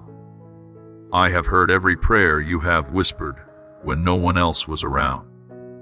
I have seen every tear you cried when you thought no one was watching. I have felt every ache in your heart, every moment of desperation, every second of loneliness. Nothing you have experienced has escaped my attention. Nothing you have felt has been ignored. I have been present through it all. And I have been working on your behalf even when you could not see any evidence of it. You have wondered if your prayers were reaching me. You have questioned whether I was listening, whether I cared, whether I was going to respond. And my answer to all of those questions is yes. Always yes. I heard you from the very first word. I started working the moment you called out to me. The process has been unfolding this entire time, but my timing is not the same as human timing. I work in seasons, not in seconds. I operate according to divine purpose, not human impatience. And everything I do is done perfectly, at exactly the right moment, in exactly the right way. Joseph thought he was forgotten in prison, but I was preparing him for a palace. Hannah cried for years wanting a son, but I was getting ready to give her a prophet who would change a nation. Lazarus died, and everyone thought it was over, but I was setting up a miracle that would display my power and strengthen faith. What looks like delay from your perspective is actually divine timing from mine. What feels like silence is actually preparation. What seems like a no is often a not yet, because I am arranging things in ways you cannot see to create an outcome that is better than anything you could have planned. So stop interpreting the wait as rejection. Stop seeing the delay as evidence that I have forgotten you. Stop believing that because it has not happened yet, it is never going to happen. That is a lie from the enemy designed to make you give up right before your breakthrough arrives. The answer is coming. The promise is being fulfilled. The miracle is on its way. And when it manifests, when you finally see what I have been preparing, you will understand why it had to happen this way and not any other way. Trust me. Keep believing. Hold on. Because something wonderful is coming, and it is worth the wait. Write it in the comments. Declare it with your voice. I believe God has heard my prayers. I trust that my answer is coming. I will not give up. Now let me address a question that I know has been on your heart. Why is my timing so different from yours? Why have things not happened as quickly as you wanted? Why have I asked you to wait when you were ready to move forward?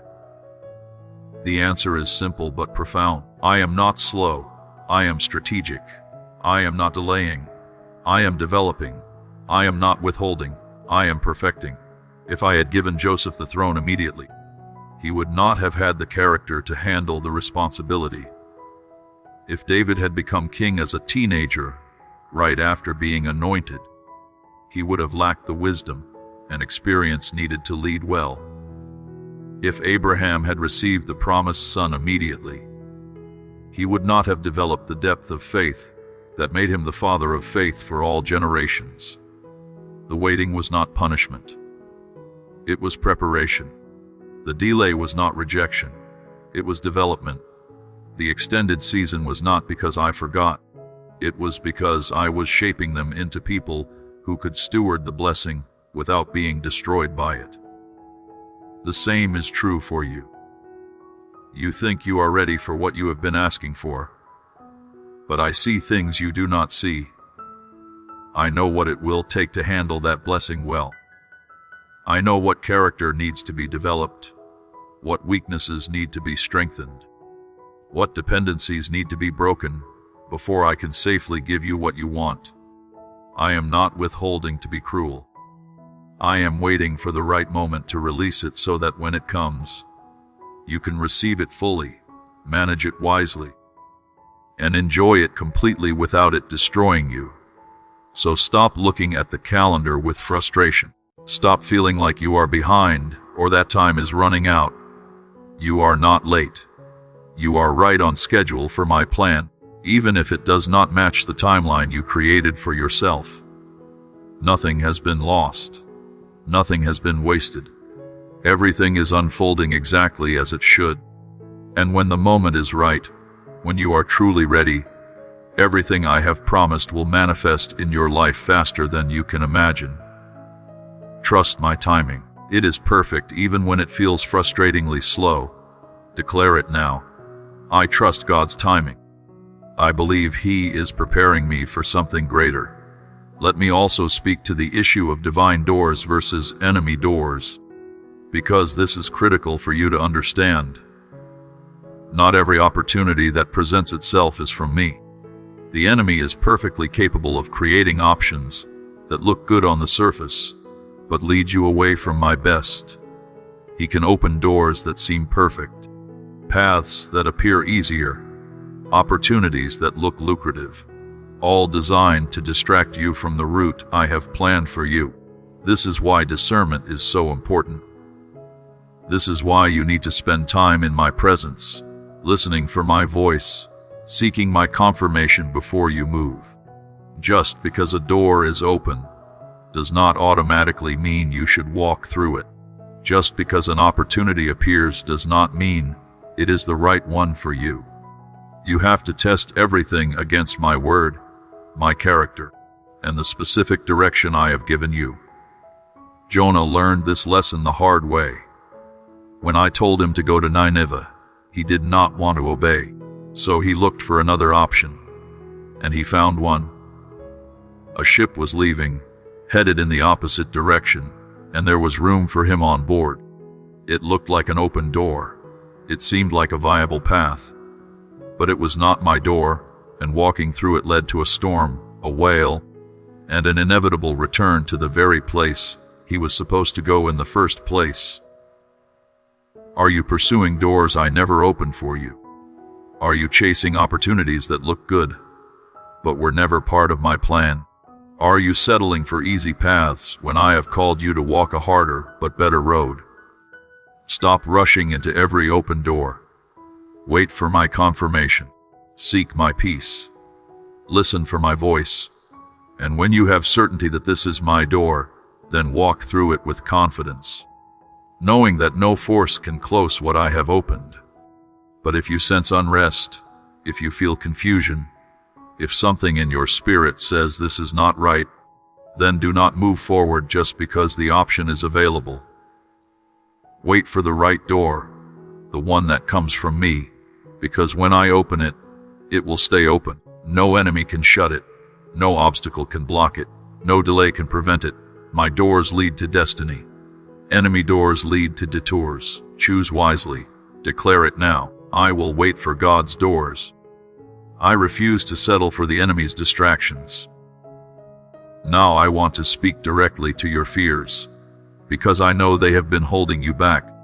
You are afraid of what people will think. You are afraid of failing. You are afraid of looking foolish. You are afraid of stepping out and discovering that you misunderstood my direction. And those fears have kept you paralyzed, stuck in the same place, unable to move forward even though you know you need to. But let me ask you something. Who told you to fear the opinions of people who do not determine your destiny? Who convinced you that their approval matters more than my calling? Who made you believe that failure is worse than never trying at all? Because those beliefs are not from me. Those are lies from the enemy designed to keep you small, keep you safe, and keep you from stepping into the greatness I have planned for you. I raised you to be strong. I designed you to overcome. I equipped you to succeed. So why are you letting fear dictate your choices? Why are you giving power to the opinions of people who are not responsible for your future? Why are you staying stuck when I have given you everything you need to break free? The enemy knows that if you move in faith, if you step out in obedience, if you act on what I have shown you, nothing will be able to stop you. That is why he works so hard to keep you afraid. Fear is his primary weapon, because he knows that courage unlocks everything he is trying to prevent. So make a choice right now. Are you going to keep living in fear, or are you going to start walking in faith? Are you going to keep being controlled by what others think, or are you going to start living for my approval? Are you going to keep playing it safe, or are you going to step into the calling that requires courage? The breakthrough is on the other side of your fear. The miracle is waiting beyond your comfort zone. Everything you have been praying for is accessible, but you have to be brave enough to reach for it, declare it, say it with conviction. I refuse to live in fear. I choose faith. I have the victory. Let me address one final barrier that is keeping many of you from breakthrough, and that is the weight of unforgiveness. You have been holding on to hurt, nursing resentment, replaying offenses, and keeping a record of wrongs. You tell yourself you have every right to stay angry, that they do not deserve your forgiveness, that letting go would somehow mean what they did was acceptable. But holding on to unforgiveness is not hurting them. It is hurting you. It is creating a blockage that prevents my blessings from flowing into your life. I cannot fully bless someone who refuses to forgive, not because I am punishing you, but because unforgiveness hardens your heart, closes your hands, and makes you unable to receive what I am trying to give you. When you hold on to bitterness, you create a spiritual barrier that blocks the very breakthrough you are praying for. You think you are protecting yourself, but you are actually imprisoning yourself in the pain you refuse to release. Forgiveness is not about them. It is about you. It is about your freedom. It is about removing the obstacle that is blocking your blessing. So I am asking you right now, who do you need to forgive? What hurt are you still carrying that I am asking you to release? What offense are you holding on to that is preventing you from moving forward? Let it go. Forgive them, not because they deserve it, but because you deserve to be free. Not because what they did was okay, but because you refuse to let it define your future. Release them into my hands and watch how quickly things shift in your life. Watch how doors open when you remove the barrier of unforgiveness. Watch how blessings flow when you stop blocking them with bitterness. Make the choice right now. Declare it. I forgive. I release. I am free. My beloved child, you have come so far. You have endured so much. You have survived things that should have destroyed you. You have kept going when it would have been easier to quit. You have held on to faith when circumstances suggested you were foolish for believing. And now, right now, you are standing at the threshold of everything you have been waiting for. The breakthrough is not someday. It is today. The answer is not eventually. It is now. The promise is not in the distant future. It is in this moment. But you have to step forward. You have to claim it. You have to reach out and take what I am offering. I have done my part. I have opened the door. I have cleared the path. I have prepared the blessing. Now it is your turn. You have to take the step of faith. You have to make the move of obedience. You have to act on what you know, instead of waiting for more certainty. Everything you have been through has led to this moment. Every tear prepared you for this. Every struggle strengthened you for this. Every delay positioned you for this. This is your time. This is your moment. This is your breakthrough. Do not let it pass. Do not waste it. Do not miss it because you are still hesitating, still doubting, still afraid. Move forward. Claim it. Receive it, and step into the fullness of everything I have prepared for you. My precious beloved child, as you step away from this message and back into the rhythm of your daily life, I want you to carry this truth with you like a flame that never goes out. You are not forgotten. You are not abandoned. You are not alone. I am with you in every moment, every breath, every step you take. The words you have read today were not random inspiration or empty encouragement. They were my voice speaking directly to your heart, calling you out of fear and into faith, out of doubt and into destiny, out of waiting and into walking. The season of hesitation is over. The time of breakthrough has begun. And as you move forward from this place, know that I am going before you to prepare the way. I am walking beside you to guide your steps, and I am standing behind you to protect your back. Nothing can stop what I have decreed over your life. Nothing can cancel what I have written in your story. Nothing can steal what I have already secured for you. So lift your head, straighten your shoulders, wipe away your tears, and walk forward with confidence. Your victory is not a distant dream. It is a present reality waiting for you to claim it. Your miracle is not someday, it is today. Your breakthrough is not eventually, it is now. I love you with an everlasting love, and I am so incredibly proud of you for not giving up, for continuing to believe, for choosing faith one more time. Now go. Step into everything I have prepared. Walk through the open doors. Claim the promises. Receive the blessings. And live the abundant, purposeful, joy-filled life I created you for. This is not the end. This is the beginning, and the best is yet to come. Amen.